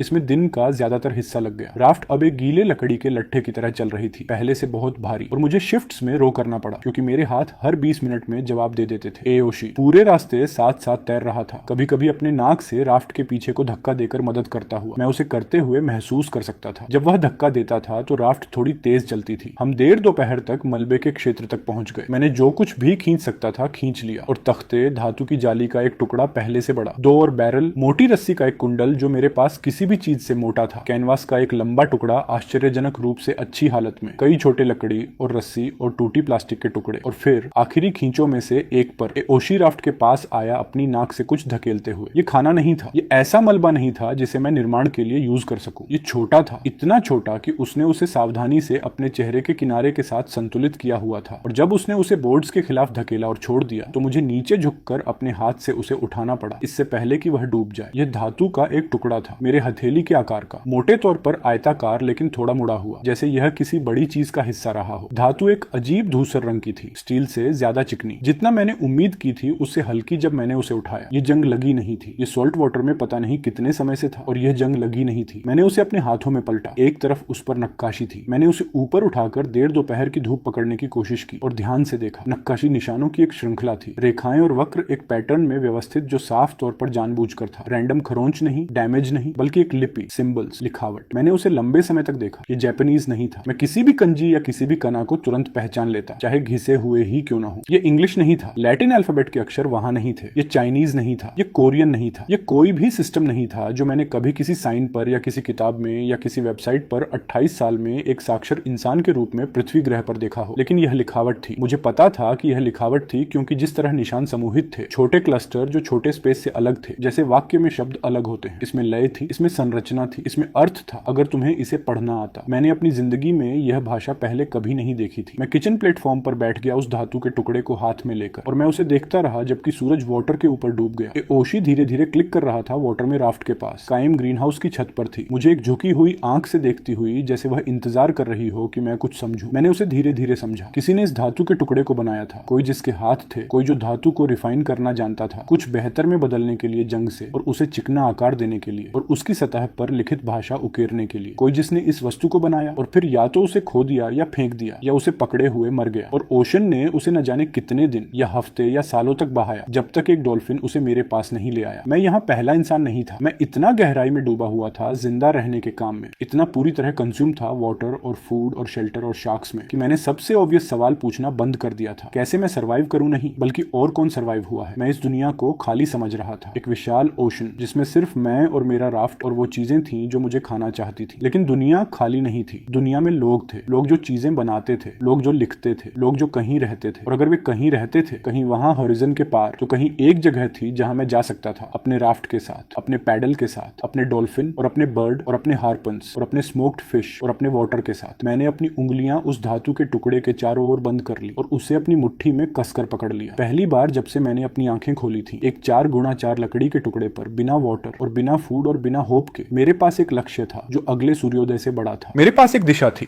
मैं बस नहीं जानता था कौन सी तरफ। मैं उस रात जागता रहा बहुत देर तक, जब आग बुझ चुकी थी। किचन प्लेटफॉर्म पर बैठा हुआ, मेरे हाथ में धातु लेकर और नक्काशी को मूनलाइट मूनलाइट की तरफ घुमाकर। ओशी एक बार सतह पर आया, एक लंबी धीमी आवाज बनाई, चेतावनी नहीं, बस एक मौजूदगी, और वापस नीचे चला गया। कमे सो रही थी, अपना सिर अपने पंख के नीचे दबाकर। कहीं वहां अंधेरे में बहुत दूर कुछ मेरे लिए आने वाला था। मैंने उसे महसूस किया, उस तरह नहीं जैसे तुम एक अंदाजा महसूस करते हो, उस तरह जैसे तुम एक तथ्य महसूस करते हो। छोटे शार्क्स भगा दिए गए थे। पहले हफ्ते वाला जुवनाइल दिखाई नहीं दिया था। ओशी लगातार 2 दिनों तक ज्यादा शांत रहा था। यह गलत था, यह गलत तरह की शांति थी। जैसे समुद्र शांत हो जाता है उससे पहले कि एक बड़ा तूफान उसमें से गुजरता है। कुछ अपने लिए रास्ता साफ कर रहा था। मैंने उस धातु के टुकड़े को एक छोटे कपड़े के पाउच में रख दिया जो मैंने फ्लिंट और स्टील के लिए बनाया था, और पाउच को अपनी कमरबंद के अंदर बांध लिया जहां मैं उसे खो न दूं। फिर मैंने दोनों हार्पून्स चेक किए, मैंने रस्सी की बंधाई चेक की, मैंने पेरीमीटर स्टेक्स एक बार और चेक किए। राफ्ट के पूरे किनारे पर धीरे धीरे चलते हुए मूनलाइट में अपने हाथ हर एक स्टेक के साथ चलाते हुए ये महसूस करने के लिए कि कोई ढीला तो नहीं है, वे सभी कसे हुए थे। राफ्ट जितना तैयार हो सकता था उतना था। मैं कैनवस छत के नीचे बिस्तर पर लेट गया और मैंने अपनी आंखें बंद की और मैंने इंतजार किया जो भी आने वाला था उसके लिए। मैं चुप्पी से जागा। ये पहली गलत चीज थी। राफ्ट पर सुबह की एक आवाज होती थी, वाटर का हल के खिलाफ थपकना, कमे का ग्रीन हाउस छत पर सरसराना, किसी मछली का सतह तोड़ना कहीं पास में, कभी कभी ओशी का सांस लेने के लिए सतह पर आना और हल्का क्लिक करना। हमेशा आवाजें होती थी। ओशन कभी शांत नहीं होता था। इस सुबह ओशन शांत था। मैंने अपनी आंखें खोली और कैनवस छत के नीचे बिस्तर पर लेटा रहा और सुना। कुछ नहीं, न मछलियां, न पक्षी, न वाटर से क्लिक। हवा डेजलिनेटर के सेल पर वैसे ही चल रही थी जैसे वह हमेशा करती थी, लेकिन हवा के नीचे कुछ और नहीं था। मैं धीरे धीरे बैठ गया। ओशी राफ्ट के पूर्वी किनारे पर था, वाटर में स्थिर। वह तैर नहीं रहा था, वह चक्कर नहीं लगा रहा था, वह बस वहीं ठहरा हुआ था, अपनी पूंछ की छोटी हरकतों से अपनी स्थिति पकड़े हुए, अपना सिर पश्चिमी क्षितिज की तरफ घुमाए हुए, और उसका पूरा शरीर उस तरह स्थिर जैसे मैंने उसे पहले कभी स्थिर नहीं देखा था। केम किचन प्लेटफॉर्म के सबसे ऊंचे बिंदु पर थी, अपने पंख आधे फैले हुए, जैसे वह उड़ान भरने वाली हो लेकिन आखिरी सेकंड पर रुक गई हो। उसका सिर उसी दिशा में था जिस दिशा में ओशी का था। उसकी आंख उसी बिंदु पर टिकी हुई थी दूरी में। मैंने उनकी नजर की रेखा का पीछा किया। क्षितिज पहले खाली लगा। हल्का धूसर आकाश गहरे धूसर वाटर से मिलता हुआ एक सीधी रेखा में, पीछे से एक सूरज की रोशनी से जो अभी पूरी तरह पूर्वी क्षितिज से ऊपर नहीं आया था। मैंने धीरे धीरे स्कैन किया, पश्चिम से उत्तर, उत्तर से दक्षिण, कुछ नहीं। फिर मैंने उसे देखा, एक पंख, बस उसका सिरा पहले, वाटर के ऊपर मुश्किल से, इतना दूर कि मैं उसे सिर्फ इसलिए देख पा रहा था क्योंकि मैं उसे ढूंढ रहा था। वह चल रहा था, मेरी तरफ आ रहा था, धीरे धीरे, उस तरह जैसे कुछ चलता है जब उसे पता होता है कि शिकार भाग नहीं सकता, जब उसके पास पूरा समय होता है। मैंने उसे पूरे 1 मिनट तक देखा इससे पहले कि मैं हिला। मुझे पक्का होना था, मुझे देखना था वह कितना बड़ा था, इससे पहले कि मैं गलत आकार के दुश्मन के लिए तैयारी शुरू करूं। पंख करीब आया। 1 मिनट बाद मैं देख सकता था कि यह सामान्य पंख नहीं था, यह ऊंचा था, एक आदमी की ऊंचाई से भी ज्यादा वाटर के ऊपर, और यह नीचे से चौड़ा था, उस तरह का आधार जो मतलब होता है कि नीचे कुछ विशाल है। उसके आसपास का वाटर वैसे व्यवहार नहीं कर रहा था जैसे वाटर सामान्य तैरते हुए जीव के आसपास करता है। वह उभर रहा था। उस चीज की पीठ पंख के नीचे सतह को तोड़ रही थी, लंबी धीमी लहरों में जो मीटरों तक चलती थी इससे पहले कि पंख गुजरता। मैं खुद से दिनों से कह रहा था कि रात के अटैक वाला शार्क 5 मीटर, शायद 6 का था। यह चीज मेरे राफ्ट से लंबी थी। मैं खड़ा हो गया। सिस्टम मेरी आंखों के सामने पिंग हुआ, शांत, वैसे ही जैसे वह हमेशा करता था, जैसे वह मौसम की रिपोर्ट दे रहा हो। खतरा पहचाना गया, स्तर 5, सर्वाइवल प्रोबेबिलिटी अननोन। मैं लगभग हंस पड़ा। सर्वाइवल प्रोबेबिलिटी अननोन, ये सिस्टम का विनम्र तरीका था कहने का। हम नहीं जानते इसे कैसे कैलकुलेट करें। मैंने उस चीज को अपने दिमाग में ओनी कहा इससे पहले कि मैं पूरी तरह खड़ा होता। ओनी, दानव, वह पुराना शब्द उन चीजों के लिए जो अंधेरे से निकलती हैं पुरानी कहानियों में, वे चीजें जो सामान्य नियमों के लिए बहुत बड़ी होती हैं। मेरे सामने वाली चीज एक ओनी थी और उसे नाम देने से मुझे फोकस करने के लिए कुछ मिला। मेरे डर के लिए एक निशाना। ओनी पुराना था, मैं इसे 1 किलोमीटर दूर से भी देख सकता था। फिन स्मूथ नहीं था, फिन अपने ऊपर के किनारे के साथ स्कार्ड था, 3 जगहों पर कटा हुआ, रैगेड। जो भी यह जानवर था इसने अपने ही आकार की दूसरी चीजों के साथ लड़ाइयों की एक लंबी जिंदगी सर्वाइव की थी। ये सालों से लड़ाइयां जीत रहा था। मेरे पास तैयार होने के लिए 30 सेकंड थे। मैं हिला। मैंने दोनों हार्पून्स उठाए जहां वे मास्ट के खिलाफ टिके थे और लाइंस को एक बार और चेक किया। दोनों किचन प्लेटफॉर्म से एंकर्ड, दोनों डेक पर सपाट कॉइल किए हुए ताकि वे टैंगल ना हो। मैंने हैमर उठाया और उसे अपने वेस्ट बैंड में टक किया। मैंने रस्टेड नाइफ उठाया और उसे दूसरी तरफ टक किया। मैंने सुनिश्चित किया कि मेटल पीस और फ्लिंट और स्टील वाला क्लॉथ पाउच अभी भी मेरी कमर के खिलाफ कसकर बंधा हुआ था। मैंने राफ्ट के वेस्टर्न एज पर एक पोजीशन ली जहां ओशी देख रहा था। मैं नीचे झुक गया। डबल्ड हल इस पोजीशन से मेरे घुटनों तक आता था। हल के नीचे पेरीमीटर स्टेक्स बाहर और नीचे वाटर में पॉइंटेड थे। स्टेक्स के नीचे नेट कर्टन फ्रिंज की तरह लटक रहा था। मैंने इंतजार किया। ओनी को आने में लंबा समय लगा। धीमा हिस्सा लगभग अटैक से भी बदतर था। मैं वेस्टर्न एज पर गीले प्लैंक्स पर घुटनों के बल बैठा रहा जो 1 घंटे जैसा लगा, फिर इनको छोटे छोटे इंक्रीमेंट्स में बड़ा होते देखते हुए, जबकि एयोशी मेरे बगल में वाटर में पूरी तरह स्थिर रहा और कामे मेरे पीछे प्लेटफॉर्म पर पूरी तरह स्थिर रही। हम तीनों एक ही बिंदु को होराइजन पर देख रहे थे, उस पल का इंतजार कर रहे थे जब दुनिया बहुत तेजी से चलना शुरू करने वाली थी। मेरे पास सोचने का समय था। मैं सोचने का समय नहीं चाहता था, लेकिन मेरे पास था। मैंने टोक्यो में ट्रक के बारे में सोचा, उस तरह के बारे में कि कैसे अंधेरा बिना किसी वार्निंग लाइन के मिशन डेक वॉर्निंग के मुझ पर आ गया था, इस बारे में कि किसी सेंस में इस राफ्ट पर अपनी आंखें खोलने के बाद से मेरी जिंदगी का हर सेकंड बोरोड टाइम था, समय जो मुझे बिल्कुल नहीं मिलना चाहिए था। इस तथ्य के बारे में कि अगर मैं यहाँ इस सुबह मर जाता तो मैं मरता हुआ कुछ ऐसा बना चुका होता, अपने हाथों से पहली बार अपनी जिंदगी में एक घर, एक सिस्टम, दो जानवरों के साथ एक छोटी पार्टनरशिप जिन्होंने तय किया था कि मैं जिंदा रहने लायक हूँ, और ये उससे ज्यादा था जो मेरे पास 28 सालों में एक ऑफिस में शिंजुकू में सैलरीमैन होने में था। मैंने सोचा मैं यहाँ मरने वाला नहीं हूँ, फिर मैंने सोचा हाँ तुम हो सकते हो, फिर मैंने सोचा मैं फिर भी यहाँ मरने वाला नहीं हूँ। फिर करीब के वाटर के किनारे तक पहुंच गया, शायद 200 मीटर बाहर। औशी ने एक बार क्लिक किया, तेज छोटा वार्निंग क्लिक, और डाइव किया। ओनी का पहला पास एक सर्कल था। ये राफ्ट के चारों ओर लगभग 50 मीटर की दूरी पर आया, धीमा विशाल शरीर सरफेस के ठीक नीचे क्रूज करता हुआ। अब मैं उसकी आउटलाइन देख सकता था। सिर किसी भी शाख से चौड़ा था जिसे मैंने कभी डॉक्यूमेंट्री में देखा था। सिर के किनारे पर आंख मेरी मुट्ठी के आकार की थी, डार्क और वेट और ओल्ड। उसके शरीर के किनारे पर कहीं गिल्स के पास से लेकर टेल के बेस तक एक लंबा पेल स्कार था, एक और लड़ाई का स्कार, एक लड़ाई जिसे ओनी ने सरवाइव किया था। दोनों फ्लैंक्स उन तरीकों से मार्क थे जिन्हें मैं अब समझ गया था कि ट्रॉफी मार्क्स थे। पीढ़ियों की लड़ाइयां, पीढ़ियों की जीत। ये 2 बार सर्कल किया। ये मुझे स्टडी कर रहा था, ये राफ्ट को स्टडी कर रहा था। फिर इसने सर्कल करना बंद किया और मुड़ा और मेरी तरफ आया। पहला अटैक सीधा वेस्ट से अंदर आया। ये तेजी से चला, उससे कहीं ज्यादा तेजी से जितना इतना बड़ा कुछ चलने में सक्षम होना चाहिए। इसके सामने का वाटर एक वेव में बल्ज हुआ जब यह एक्सेलरेट हुआ। मैं इसके शरीर का वाइब्रेशन अपने घुटनों के नीचे प्लैंक्स के थ्रू महसूस कर सकता था, इससे पहले कि यह हिट करे। मैंने अपने पैर जमाए, पहले हार्पून पर अपनी पकड़ टाइट की और इंतजार किया। यह पेरीमीटर स्टेक्स से टकराया। वेस्टर्न साइड के 3 स्टेक्स ने चार्ज की पूरी ताकत ली। मैंने वुड क्रैक की आवाज सुनी। मैंने पूरे राफ्ट को इंपैक्ट से पीछे झटका खाते हुए महसूस किया, सरफेस पर शायद 2 मीटर तक स्लाइड करते हुए। मैंने 1 सेकंड के लिए अपना फुटिंग खो दिया और डेक पर एक हाथ से खुद को संभाला। मेरे ऊपर कामे चिल्लाई, लेकिन स्टेक्स मुश्किल से टिके रहे। उनमें से 2 लैशिंग पर स्नैप हो गए। तीसरा सेंट्रल वाला ओनी के साइड में गिल्स के ठीक पीछे घुस गया और फंस गया। मैंने इसे होते देखा। मैंने वुड को महान ग्रे फ्लैंक में गायब होते देखा और वुंड के आसपास वाटर में डार्क फ्लूइड फैलते हुए देखा। ओनी मुड़ा दूर, स्टेक अंदर ही रहा। ओनी ने एक आवाज निकाली, रोर नहीं, शार्क्स रोअर नहीं कर सकते, लेकिन एक लो रंबलिंग थंप जो मैंने वाटर और प्लैंक्स के थ्रू महसूस किया। एक जानवर के दर्द की आवाज, एक ऐसे शरीर द्वारा बनाई गई जो इतना बड़ा था कि दर्द को फिजिकली ब्रॉडकास्ट कर सके। ये शायद 20 मीटर पीछे खींचा, सर्कल किया। स्टेक अभी भी उसके साइड में था। डार्क फ्लूइड अब उसके पीछे वाटर में ट्रेल कर रहा था। फिर यह डाइव किया। मुझे पता था कि यह क्या करने वाला था। मैं इसके आकार को देखने के पल से ही इससे डर रहा था। ये नीचे से ऊपर आने वाला था। मैं राफ्ट के सेंटर की ओर भागा और खुद को ब्रेस किया। मैंने हार्पून को दोनों हाथों में पकड़ा और उसे रेडी रखा। ओशी भी कहीं नीचे था। मुझे पता था कि जैसे ही ओनी ने चार्ज किया था वह डाइव कर गया था और तब से मैंने उसे नहीं देखा था। मुझे उस पर ट्रस्ट करना था, करने के लिए और कुछ नहीं था। हिट सदर्न एज के नीचे से आया। ये मैसिव था। पूरा राफ्ट ऊपर उठा और ट्विस्ट हुआ। सदर्न साइड लगभग 1 मीटर वाटर से ऊपर उठा और वापस स्लैम हुआ। मैं फैल गया। हार्पून मेरे हाथ से उड़ गया और डेक पर क्लैटर हुआ। स्मोकिंग रैक झुक गया और टूट गया। कामे कहीं फिर से चीखी और हवा में उड़ गई, अपने विंग्स को जोर से बीट करते हुए। मैं अपने हाथों और घुटनों पर लुढ़का और सदर्न एज के ऊपर देखा। नेट। ओनी ने नेट को हिट किया था। मैश उसके हेड और उसके एक फ्रंट फिन्स के चारों ओर रैप हो गया था और अब ओनी वाटर में थ्रैश कर रहा था और नेट उस पर ड्रैग कर रहा था। उसे रोकने के लिए काफी नहीं, बिल्कुल भी नहीं, लेकिन उसे कंफ्यूज करने के लिए काफी, उसके मूवमेंट्स को क्लेमी बनाने के लिए काफी। स्टेक वुंड से डार्क फ्लूइड उसके आसपास वाटर को क्लाउड कर रहा था। उसका बॉडी इतना लंबा था कि मैं उसका अधिकांश ऊपर से देख सकता था, ग्रे और पेल बेलीड और ट्विस्टिंग। ओशी साइड से अंदर आया। वह तेज आया, फुल स्पीड, हेड डाउन, और उसने ओनी को उसी जगह हिट किया जहां स्टेक पहले से ही धंसा हुआ था। उसने उसे और डीपर ड्राइव किया। स्टेक पूरा अंदर चला गया और ओनी ने फिर से रंबलिंग पेन साउंड बनाई, इस बार ज्यादा लाउड, और उनके आसपास का वाटर डार्क हो गया। मैंने डेक से हार्पून उठाया। मेरे पास इसे सही करने का एक चांस था। हार्पून लाइन किचन प्लेटफॉर्म से एंकर्ड थी। मेरे पास शायद 10 मीटर स्लैक था। ओनी लगभग 8 मीटर दूर था, आधा नेट में टेंगल्ड, आधा अपने साइड पर औशी के हिट से। आई ऊपर की ओर था। आई मुट्ठी के आकार का था और डार्क था और अब भी कुछ नहीं देख रहा था पेन की वजह से। मैंने अपने पैर डबल्ड हल पर जमाए और फेंका। मैंने अपनी जिंदगी में कभी स्पीयर नहीं फेंका था। मेरे पास कोई टेक्निक नहीं थी। मेरे पास केवल यह सर्टेनिटी थी कि यह वही एक चांस था जो मुझे मिलने वाला था। मैंने अपने पास जितनी भी स्ट्रेंथ थी उसका हर ग्राम थ्रो में डाल दिया और हार्पून को वाटर के पार एक फ्लैट आर्क में सेल करते हुए देखा और ओनी के बॉडी पर आई के ठीक पीछे उसके हेड के साइड में गिरते देखा। आयरन पॉइंट अंदर धंस गया। ये बाउंस नहीं हुआ, ये स्लाइड नहीं हुआ, एंगल सही था और उस जगह बोन पतली थी और हार्पून अंदर चला गया और लाइन टॉट हो गई और मेरे पीछे किचन प्लेटफॉर्म शटर हुआ। जब रोप ने उस सारे वेट का स्ट्रेन लिया, ओनी कन्वल्स हुआ। ये साइडवेज थ्रैश हुआ एक ऐसी फोर्स के साथ जिसने लगभग किचन प्लेटफॉर्म को राफ्ट से उखाड़ दिया। रोप गूंजी, प्लेटफॉर्म क्रीक हुआ। मैंने रोप को दोनों हाथों से पकड़ा ताकि एंकर से कुछ स्ट्रेन हटाऊं और रोप एक ही सेकंड में मेरी हथेलियों के थ्रू जल गई, दोनों हाथों पर 2 लाल लाइंस छोड़ते हुए। मैंने छोड़ दिया और उसकी जगह दूसरा हार्पून पकड़ा। मेरे ऊपर कामे आसमान से नीचे आई जैसे एक फेंका हुआ पत्थर। उसने ओनी की गुड आई पर हिट किया। वह इसके लिए इंतजार कर रही थी। वह पूरे समय हमारे ऊपर सर्कल कर रही थी, अपने उस एक रूइंड विंग के साथ जो मैंने कभी देखा था उससे तेज फ्लैप कर रहा था। और वह देख रही थी और उसने वह पल देखा जब ओनी का हेड ऊपर की ओर मुड़ा और वह हवा से उस पर नीचे आई। उसने अपनी बीक से आई पर हिट किया, शार्क की दूसरी आई। ओनी ब्लाइंड हो गया। मैं यहाँ सावधान रहना चाहता हूँ क्योंकि मैं ये होते देख रहा था और मैं अभी भी पूरी तरह श्योर नहीं हूँ कि मैंने क्या देखा। आई बहुत बड़ा था, कैमी की बीक बहुत शार्प थी। ओनी के हेड के आसपास वाटर में एक अचानक क्लाउड था। इस बार डार्क वुंड फ्लूइड नहीं बल्कि कुछ ज्यादा क्लाउडी, पेलर। और उसके बाद ओनी का बॉडी एक अलग तरीके से मूव करना शुरू कर दिया। अब राफ्ट की ओर नहीं, ओशी की ओर नहीं, किसी स्पेसिफिक चीज की ओर नहीं, ये एक साथ सभी डायरेक्शंस में थ्रैश कर रहा था। अपने विशाल टेल से खाली वाटर पर स्वीप कर रहा था। अपने जोज को किसी चीज पर नहीं स्नैप कर रहा था। ये ब्लाइंड था। ओशी ने मेरे समझने से पहले समझ लिया। वह थ्रैशिंग ओनी के वेस्टर्न साइड पर ऊपर आया और उसने क्लिक्स और विसल्स की एक सीरीज बनाई जो मैंने उससे पहले कभी नहीं सुनी थी। फास्ट, अर्जेंट, लगभग कमांड्स जैसी। और फिर उसने धक्का देना शुरू किया। उसने ओनी को दक्षिणी खूंटों की तरफ धक्का दिया। उसने अपना सिर और अपना पूरा शरीर और धारा के प्राकृतिक बहाव का यूज किया और उसने अंधे शार्क को बेड़े के उस किनारे की तरफ मोड़ा जहां पेरीमीटर डिफेंस सबसे घना था। ओनी को नहीं पता था क्या हो रहा था। ओनी उछल रहा था और काट रहा था और दर्द उसकी बाकी सभी इंद्रियों पर हावी हो रहा था और वह उसी एक ठोस चीज का पीछा कर रहा था जिसे वह अपने शरीर के खिलाफ महसूस कर सकता था, जो था ओशी, जो साइड से धक्का दे रहा था। मैंने देखा क्या हो रहा था और मैं दूसरे हार्पून के लिए भागा और डेक के पार दक्षिणी किनारे तक दौड़ा। ओनी ने अपने शरीर की ज्यादातर लंबाई के साथ दक्षिणी खूंटों को टक्कर मारी। 6 खूंटे उसके पहलू में धंस गए। उनमें से कुछ टूट गए, उनमें से 3 टिके रहे। शरीर मुड़ा डबलड हुल के खिलाफ और बेड़ा बल से साइड में झुक गया और वाटर दक्षिणी किनारे से ऊपर आया एक लहर में जिसने मुझे छाती तक भिगो दिया। मैं किनारे के ऊपर झुका, दोनों हाथों में दूसरे हार्पून के साथ, और मैंने नीचे देखा उस विशाल धूसर सिर को जो मेरे नीचे झाग में मरोड़ रहा था। और मैंने वह जगह चुनी जहां मुझे लगा कि दिमाग था। अंदाजा लगाते हुए, बस अंदाजा लगाते हुए, आधी याद की हुई शार्क एनाटॉमी के डायग्राम से काम करते हुए जो मैंने सालों पहले इंटरनेट पर देखे थे। और मैंने दूसरे हार्पून को नीचे धंसा दिया जो कुछ भी मेरे पास बचा था उसके साथ। नोक सिर के पीछे घुस गई जहां रीढ़ होती किसी भी ऐसे जीव में जिसमें रीढ़ होती है। ओनी स्थिर हो गया, एक साथ नहीं। एक लंबी कंप कंपी थी जो उसके पूरे शरीर में दौड़ी। सिर से जहां मेरा दूसरा हार्पून ढंसा था से लेकर विशाल पूंछ के सिरे तक। उछलना धीमा हो गया, जबड़े चलते रहे लेकिन धीमे। शरीर वाटर में डीला पड़ गया दक्षिणी खूंटों के खिलाफ। फिर वह रुक गया। पूरा ओशन शांत था। मैं बहुत जोर से सांस ले रहा था और मैं उसे सुन सकता था। मैं ओशी को धीरे से क्लिक करते सुन सकता था वाटर में। मैं कामे के पंखों को सुन सकता था जब वह वापस किचन प्लेटफॉर्म पर उतरी एक छोटे भद्दे धप्पे के साथ। मैं वाटर को बेड़े के खिलाफ थपथपाते सुन सकता था। सामान्य वाटर की आवाजें, नियमित वाटर की आवाजें, उस तरह की आवाजें जो तुम सुनते हो जब अब कुछ भी तुम्हें मारने की कोशिश नहीं कर रहा होता। मैं गीले डेक पर बैठ गया। मैं वहां लंबे समय तक बैठा रहा। जब मैंने फिर ऊपर देखा, सूरज उससे ऊंचा था जितना वह था जब यह शुरू हुआ था। शायद 1 घंटा बीत गया था, शायद 2। मुझे कोई असली एहसास नहीं था कि लड़ाई ने कितना समय लिया। ओनी का शरीर अभी भी बेड़े के दक्षिणी किनारे के खिलाफ फंसा हुआ था, अब वहां बंधा हुआ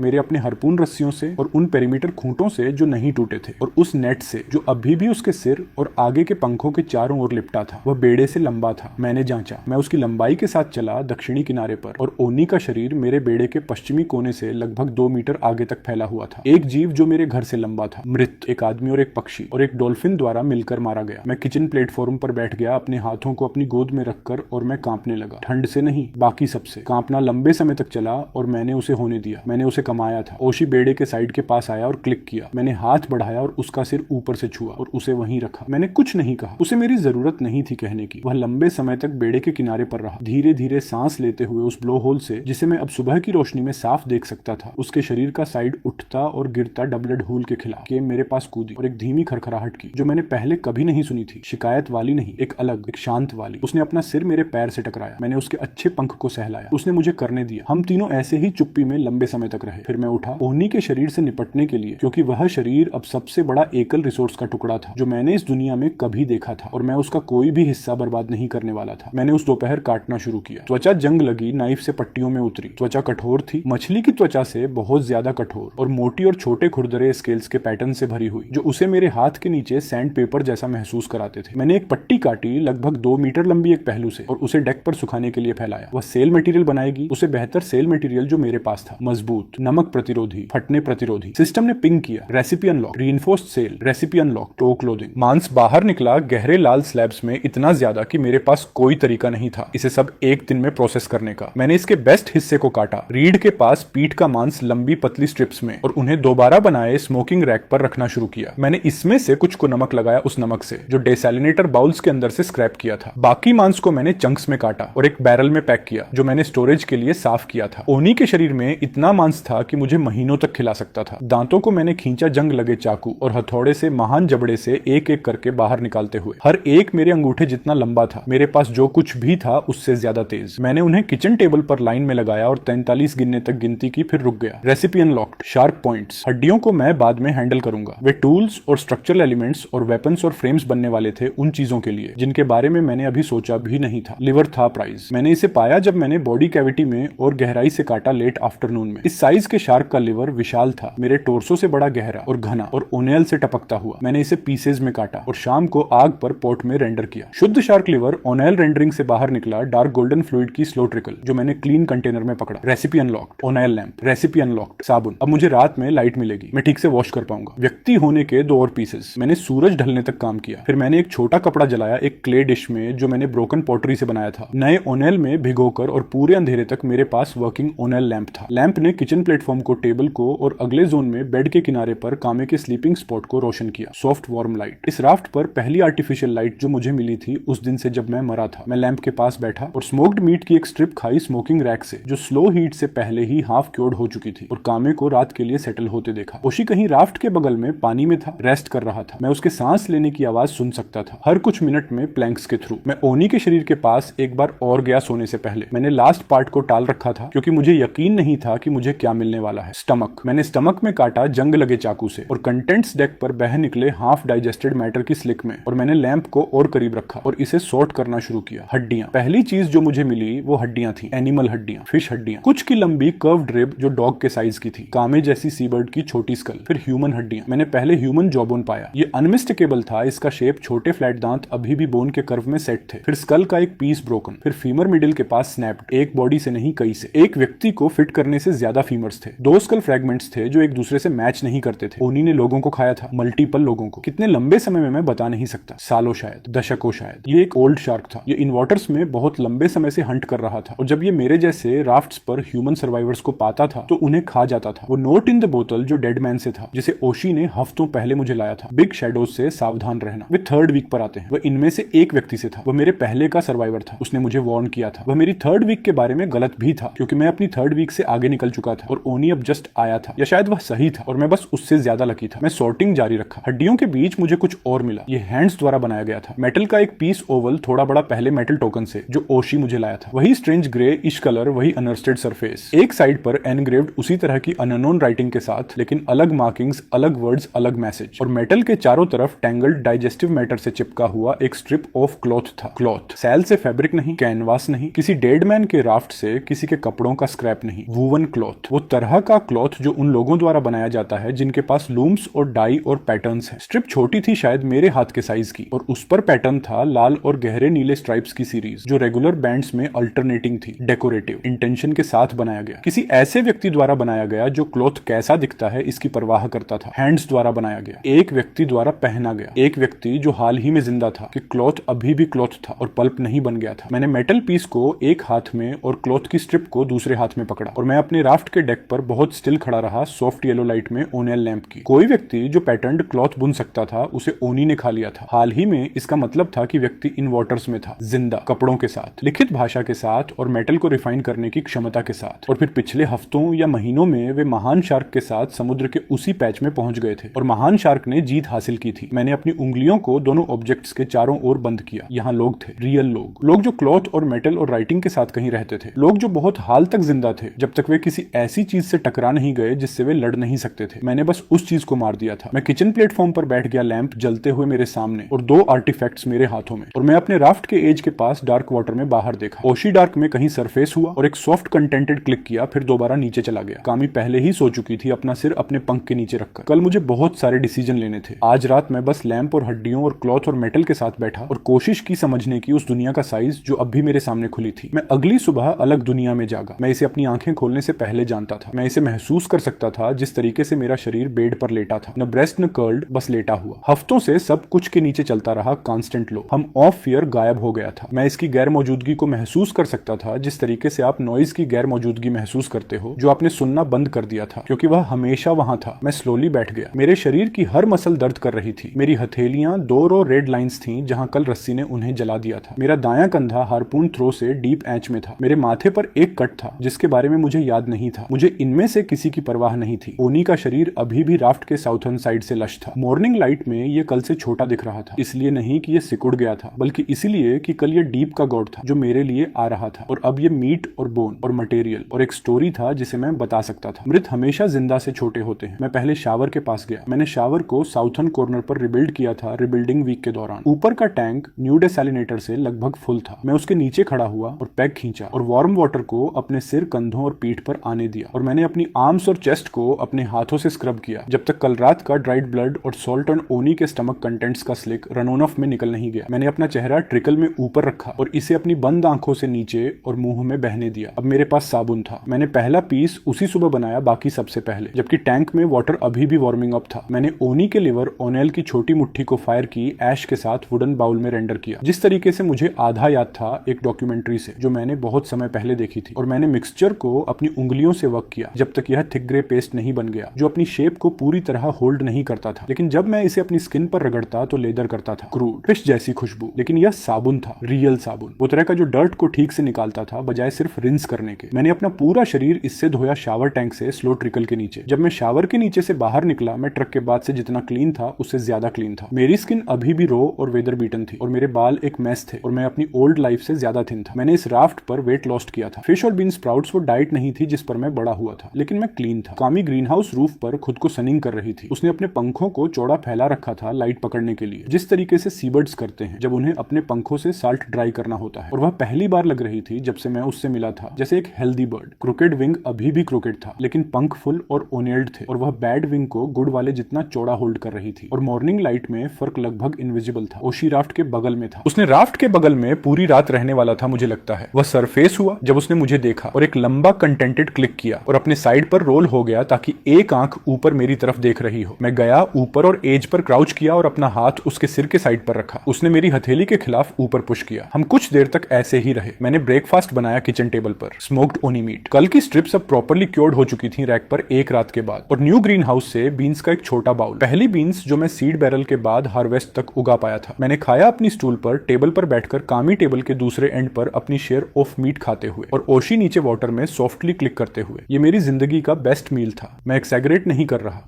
मेरी जिंदगी में कभी कोई मील नहीं था जिसमें योकोहामा में मेरी माँ और पिता के साथ ओल्ड लाइफ में खाए। किसी भी मील को शामिल करके, या शिंजुकू में वर्क के बाद फ्रेंड्स के साथ किसी भी डिनर को, या किसी भी रेयर टाइम्स को जब मैं रियल रेस्टोरेंट गया था कुछ स्पेशल के लिए कि मेरे राफ्ट के डेक पर उस सिंपल ब्रेकफास्ट के करीब आ सके, डीप के डेमन को मारने के अगली सुबह।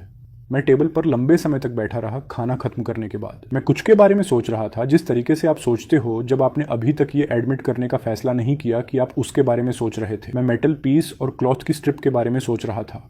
मैंने दोनों को किचन टेबल पर अपने खाने के बगल में लेआउट किया था। 2 मेटल टोकन्स ओशी वाला जो मुझे लाया था और ओनी के स्टमक वाला साइड बाय साइड बैठे थे। वूवन क्लॉथ की स्ट्रिप अपनी रेड और डार्क ब्लू स्ट्राइप्स के साथ उनके नेक्स्ट फोल्डेड थी। मैं सोच रहा था कि दिन यहाँ से कैसा दिखता है। मेरे पास एक फोर्ट्रेस थी। मेरे पास महीनों तक चलने वाला फूड था। मेरे पास 3 वर्किंग डेसैलिनेटर्स थे जो मुझे जरूरत से ज्यादा वाटर बना रहे थे। मेरे पास एक बर्ड थी जो उड़ सकती थी और एक डॉल्फिन जो स्विम कर सकती थी, और दोनों के साथ एक रिलेशनशिप जो अब कॉम्बैट और हेल्थ से टेस्ट हो चुकी थी। मेरे पास एक छोटा नया गार्डन था जो एक्चुअल फूड प्रोड्यूस कर रहा था। मेरे पास साबुन था। मेरे पास एक लैंप था जो पूरी रात जल सकता था। मेरे पास 2 हार्पून्स और एक हैमर और एक नाइफ, और 43 दांत थे इन वाटर्स के सबसे बड़े प्रीडेटर के पॉइंट्स और टूल्स में बदलने के लिए तैयार। मैं यहाँ रह सकता था। मैं इस राफ्ट पर लंबे समय तक रह सकता था, शायद फॉरएवर। मॉर्निंग में फिश, आफ्टरनून में गार्डन लैंप को लो जलाते हुए सोना। ओशी छोटे शार्क्स को दूर रखेगा। कामी डेब्रीज के लिए स्काउट करेगी। डेसैलिनेटर्स सूरज उगता रहने तक वाटर बनाते रहेंगे। मैंने एक लाइफ बनाई थी जो सस्टेनेबल थी, जिस तरीके से मेरी ओल्ड सैलरीमैन लाइफ कभी सस्टेनेबल नहीं थी। मैंने कुछ बनाया था जो काम करता था। मैं रह सकता था, लेकिन मुझे पता था कि मैं रहने वाला नहीं था। मुझे पता था कि मैं रहने वाला नहीं था उस पल से जब मैंने कल रात ओनी के स्टमक से मेटल टोकन पिकअप किया था। शायद ओशी के पहले वाला मुझे लाने के पल से भी। फैसला कई दिन पहले हो चुका था मेरे अंदर किसी शांत हिस्से में जिससे मैंने अभी तक बात नहीं की थी। दुनिया में लोग थे, चीजें बनाने वाले लोग, पैटर्न्स में क्लॉथ बुनने वाले लोग, ऐसी लिखित भाषा वाले लोग जो मैंने कभी नहीं देखी। और मैं एक आदमी था। एक आदमी, सर्वाइवर नहीं, सिर्फ एक बॉडी नहीं जो जीवित रहने का तरीका निकाल चुकी हो, और एक आदमी सिविलाइजेशन के प्रूफ के बगल में रहकर और कभी जाकर उसे देखे बिना नहीं रह सका। मैंने क्लॉथ की स्ट्रिप पिकअप की और मॉर्निंग लाइट में ऊपर होल्ड की। रेड और ब्लू स्ट्राइप्स एक पैटर्न में अल्टरनेट कर रहे थे जो मेरे लिए पूरी तरह अनफेमिलियर था। जापानी नहीं, चाइनीज नहीं, कुछ भी नहीं, लेकिन उसकी केयर। किसी ने उन कलर्स को चुना था, किसी ने लूम सेटअप किया था और उन बैंड्स को डेलिबरेटली बुना था क्योंकि उन्हें लगा कि स्ट्राइप्स प्लेन व्यू से बेहतर थे। वो केयर इस दुनिया में सबसे ज्यादा ह्यूमन चीज थी जो मैंने छुई थी। डेसैलिनेटर वाटर की रिफ्लेक्शन में अपने चेहरे से ज्यादा ह्यूमन। मुझे उन्हें ढूंढने जाना था, भले वे डेंजरस हो, भले वे ऐसी भाषा बोलते हो जो मैं सीख नहीं सकता, भले वे मुझसे कुछ भी जैसे ना हो। मुझे जाना था और देखना था। मैं टेबल से खड़ा हो गया। कामी मुझे देख रही थी। मुझे लगता है उसे पता था। जानवर चीजें जानते हैं जिस तरीके से भाषा से कोई लेना देना नहीं। उसने अपना सिर मेरी तरफ टिल्ट किया और एक छोटी इंक्वायरिंग रेस्प की। हम जा रहे हैं, मैंने उससे कहा। मैं तुरंत काम पर लग गया। मैंने मॉर्निंग के ज्यादातर समय उन चीजों को फिनिश करने में बिताया जो राफ्ट मूव करने से पहले फिनिश होने वाली थी। मैंने ओनी के फ्लैंक से स्किन की स्ट्रिप को क्योर्ड किया जो मैंने कल लेआउट की थी। अब यह लगभग ड्राई थी, कैनवास से ज्यादा टफ। एक साइड पर सैंडी और रिज्ड और दूसरे पर स्मूदर, और मैंने इसे रियल सेल के शेप में काटा। मैंने इसे मस्त पर रिग किया। मस्त वही ब्रोकन स्टब था जिसके आसपास मैं पहले दिन से काम कर रहा था, लेकिन मैंने एक लंबा पोल लश करके एक्सटेंशन के रूप में जोड़ा। उसकी हाइट दोगुनी कर दी। नया सेल हवा पकड़ते ही जब मैंने इसे अनफर्ल किया और राफ्ट आधा मीटर आगे झटका खाकर रुक गया, इससे पहले कि मैंने रस्सी पकड़ ली और होल्ड की। ओनी की स्किन का रीइंफोर्स्ड सेल पहले बनाए कैनवास सेल से 3 गुना मजबूत था। यह रियल हवा को होल्ड करने वाला था। मैंने राफ्ट के बैक पर रियल रडर बनाया। अब तक मैं पैडल से स्टीयरिंग कर रहा था जो शॉर्ट ट्रिप्स के लिए काम करता था, लेकिन लॉन्ग वॉयज पर बेकार होता। रडर एक फ्लैट प्लैंक था जो वर्टिकल पोल से लेश था, रियर एज पर वुडन ब्रैकेट में सेट, ताकि मैं मस्त के पास की पोजीशन से इसे टर्न कर सकूं। क्रूड, लेकिन ये मुझे कोर्स होल्ड करने देगा। मैंने सब पैक किया जो पैक होने वाला था। स्मोक्ड मीट 2 बैरल्स में सील्ड लिड्स के साथ चला गया। ड्राइड बीन्स क्लॉथ पाउच में चले गए। वाटर सबसे बड़े सील्ड कंटेनर्स में चला गया जो मेरे पास थे, 3। उनमें लगभग फुल 10 दिन के लिए काफी, भले ही डेसैलिनेटर्स पूरी तरह फेल हो जाएं। मेटल पीसेज और क्लॉथ की स्ट्रिप मेरी वेस्ट बैंड के पाउच में चले गए, फ्लिंट और स्टील के बगल में। हार्पून मस्त के पास रहा। नाइफ मेरी बेल्ट पर, हैमर वेस्ट बैंड में, लैंप और उसके लिए ओनेल किचन में। मैंने कुछ चीजें पीछे छोड़ दी। मैंने स्मोकिंग रैक छोड़ दिया, मैं दूसरा बनाऊंगा। मैंने 2 डेसैलिनेटर्स में बड़ा वाला छोड़ दिया जो डेक से सॉलिडली लश था, और अगर इसे अलग करते समय ब्रेक होता तो रिबिल्ड करना मुश्किल होता। मैंने कुछ सबसे हैवी बिल्डिंग मटेरियल छोड़ दिया जो मैंने होर्ड किया था, आयरन रिंग्स और बड़े मेटल पीसेस, क्योंकि मुझे राफ्ट को ट्रैवल के लिए लाइटर बनाना था। चीजें पीछे छोड़ना अजीब था। हर एक ने मुझे हफ्तों का काम दिया था, लेकिन राफ्ट घर था,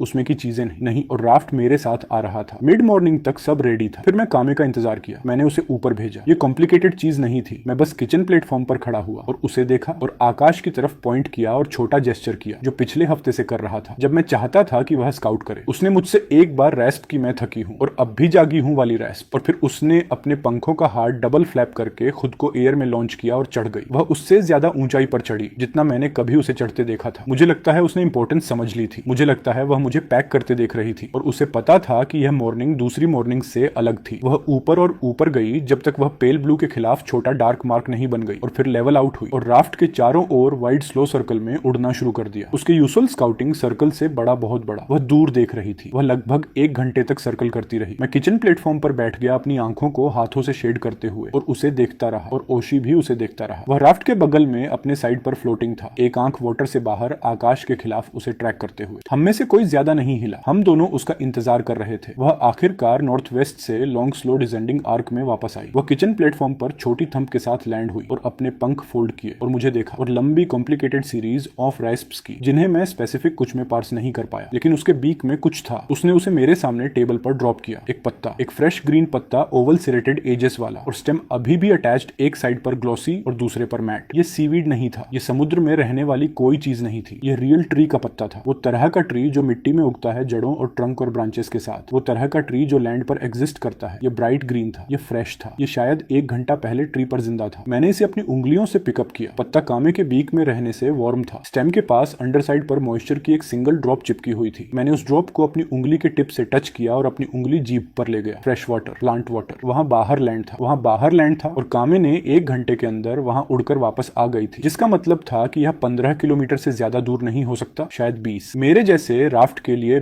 1 दिन की जर्नी के अंदर, एक अच्छे दिन की ट्रैवल की पहुंच में। मैं किचन प्लेटफॉर्म पर बैठ गया, पत्ता हाथ में लेकर, और कामे टेबल पर मेरे सामने खड़ी अपनी एक गुड विंग को साइड के खिलाफ टक किए और अपनी एक बैड विंग को थोड़ा क्रुकेड होल्ड किए, और मैं हंसना शुरू कर दिया। धीरे से पहले, फिर थोड़ा जोर से। वो तरह की हंसी जो तुम्हारे अंदर से निकलती है जब कोई चीज इतनी ज्यादा हो जाती है कि अंदर होल्ड नहीं हो पाती। ओशी ने राफ्ट के बगल के वाटर से क्लिक किया, लंबा और कंटेंटेड। मैंने 4 आर्टिफैक्ट्स को किचन टेबल पर मेरे सामने लेआउट किया, साइड बाय साइड, उसी ऑर्डर में जिस ऑर्डर में मैंने उन्हें रिसीव किया था। पहला मेटल टोकन वो जो ओशी मुझे लाया था, स्मूथ ग्रे मेटल हथेली साइज का, उस राइटिंग के साथ जो मैं पढ़ नहीं सकता था। ओनी के स्टमक से पैटर्न्ड क्लॉथ की strip, red and dark blue stripes hands द्वारा बुनी गई। दूसरा मेटल टोकन बड़ा वाला, वो भी ओनी के स्टमक से, अलग वर्ड्स के साथ एनग्रेव्ड लेकिन वही स्क्रिप्ट। कामे से फ्रेश ग्रीन पत्ता अपनी प्लांट वाटर की ड्रॉप के साथ। मैंने उन्हें अपनी रो में देखा, हर एक अलग दिशा और अलग सोर्स से आया था। डॉल्फिन डेप्थ से, शार्क का पेट, पास्ट से, बर्ड एयर से, और हर एक ने एक ही तरफ इशारा किया। हर एक ने कहा कि इस राफ्ट से ज्यादा भी है। हर एक ही जवाब का पीस था। मैं खड़ा हो गया। मैं मस्त के पास गया और उस रस्सी को पकड़ लिया जो न्यू रीइंफोर्स्ड सेल को कंट्रोल करती थी। मैं रडर के पास गया और स्टीयरिंग पोल पर अपना हाथ रखा। मैं वेस्ट की तरफ देखा, वो दिशा जहां से कामे वापस आई थी, और मैंने सेल अनफर्ल किया। उस मॉर्निंग हवा अच्छी थी। यह ईस्ट से स्टेडी हवा चल रही थी, जिस तरीके से यह ज्यादातर दिनों से चल रही थी जब से मैं इस राफ्ट पर था। सेल भर गया। रीइंफोर्स्ड शार्क स्किन ने हवा को उस तरीके से पकड़ा जिस तरीके से ओल्ड कैनवास ने कभी नहीं पकड़ा था। ये सॉलिड एंड टाइट बाहर निकला और मेरी जल गई हाथ में होल्ड की रस्सी पूरी तरह टोट हो गई मस्तक, और राफ्ट मूव हुआ। ये उस तरीके से मूव हुआ जिस तरीके से पहले कभी नहीं मूव हुआ था। न करंट का स्लो ड्रिफ्ट, न मेरे पैडल का sluggish push. Selling, real selling. मेरे पैरों के नीचे पूरा स्ट्रक्चर स्पीड पिकअप करने लगा, स्मूथ स्टेडी एक्सेलरेशन में, और वाटर डबल्ड हल के खिलाफ और उस ब्रोकन कॉर्नर के खिलाफ जिसे मैंने पैच किया था, और पैरामीटर स्टेक्स के खिलाफ जो ओनी के चार्ज के खिलाफ होल्ड किए थे, फुसफुसाने लगा। राफ्ट अपने खुद के पावर से वेस्ट की तरफ मूव कर रहा था। ओशी राफ्ट के साथ साउथर्न साइड पर साथ रहा। उसने खुद को हमारे साथ स्विम करने की पोजीशन में रखा था। इस बार पुश नहीं कर रहा, बस पेस रखते हुए, और कुछ मिनट्स बाद वह थोड़ा स्पीड अप हुआ और राफ्ट के आगे स्लाइड आउट हो गया लीड लेते हुए। वह मुझे लीड कर रहा था। उसे पता था हम कहां जा रहे हैं। शायद उसे हमेशा पता था। शायद वह मेरा रेडी होने का इंतजार कर रहा था। कामे पहले ही एयर में थी। वो सेल भरते ही लॉन्च हो गई थी, और अब हमारे आगे लॉन्ग स्लो लाइन में उड़ रही थी, चढ़ते और ग्लाइड करते हुए उस पैटर्न में जो मैं अब स्काउटिंग कोर्स के रूप में समझ गया था। वो कुछ 100 मीटर बाहर उड़ेगी, सर्कल करेगी, वापस आएगी, फिर दोबारा बाहर जाएगी। वो पाथ ड्रॉ करते हुए जिसका मुझे फॉलो करना था। मैंने एक हाथ से रडर होल्ड किया और दूसरे से सेल रस्सी, और मैंने अपना कोर्स उसके ऊपर सेट किया। सिस्टम ने मेरे सामने एयर में पिंग किया। मैं इसे लगभग एक्सपेक्ट कर रहा था। सिस्टम को हमेशा पता होता था जब दुनिया बदल जाती थी। इनहेबिटेड जोन के पास पहुंच रहे हैं, threat level unknown new section unlocked reputation. मैंने इसे 2 बार पढ़ा, फिर तीसरी बार। रेपुटेशन वह वो वर्ड था जिसका मतलब था दूसरे लोग। रेपुटेशन वो चीज थी जो तुम्हारे पास किसी के साथ होती थी, जो तुम्हें याद रख सकता था। सिस्टम मुझे अपनी शांत फ्लैट तरीके से बता रहा था कि मैं अब ऐसी जगह एंटर करने वाला हूं जहां मुझे दूसरे बीइंग्स द्वारा देखा जाएगा, जो मेरे बारे में ओपिनियंस बनाएंगे और उन ओपिनियंस को समय के साथ याद रखेंगे। सिस्टम मुझे बता रहा था कि मेरी लाइफ का वो पार्ट जो प्योर सर्वाइवल था, खत्म हो गया है, और नया पार्ट, बहुत ज्यादा कॉम्प्लिकेटेड पार्ट, पॉलिटिक्स और भाषा और ट्रस्ट और बेट्रियल और सब कुछ जो ह्यूमंस के साथ आता है, शुरू हो रहा है। मैंने सिस्टम स्क्रीन बंद किया। मैं वेस्ट की तरफ खाली होराइजन पर, और कामे की छोटी डार्क शेप आकाश के खिलाफ, और ओशी की ग्रे बैक मेरे आगे स्वेल में ऊपर नीचे होते हुए देखा। और मैंने वो चीज जोर से कह दी जो मैं पूरे मॉर्निंग सोच रहा था। 1 महीना पहले मुझे फिश पकड़ना नहीं आता था। आज मैंने इन वाटर स्केकिंग को मार दिया, लेकिन किसी ने यह टोकन बनाया, किसी ने यह क्लॉथ बुना। कोई बाहर जिंदा है हाथों के साथ जो बिल्ड करते हैं, और मुंह के साथ जो ऐसी भाषा बोलता है जो मैंने कभी नहीं सुनी। और अगर वे अभी भी जिंदा हैं तो इसका मतलब है वे भी मारना जानते हैं। मैंने ओशन के खिलाफ सर्वाइव करना सीखा। अब मुझे लोगों के खिलाफ सर्वाइव करना सीखना है। हवा सेल के पार मूव हुई, और मुझे पता भी नहीं कि वे मेरी भाषा बोलते भी हैं या नहीं। मैं अपने राफ्ट के रडर पर खड़ा रहा जबकि सूरज ऊपर चढ़ रहा था। मेरी बर्ड मेरे आगे आकाश स्काउटिंग कर रही थी, और मेरा डॉल्फिन मुझे वाटर के थ्रू लीड कर रहा था। और मैं वेस्ट की तरफ सेल कर रहा था, उस जगह की तरफ जहां पत्ता उगा था और जहां क्लॉथ बुना गया था, और उस जगह की तरफ जहां कहीं कोई व्यक्ति इस मॉर्निंग जाग रहा था, जिसे अभी तक यह पता नहीं था कि मैं एग्जिस्ट करता हूं। मैं उनसे जल्द ही मिलूंगा।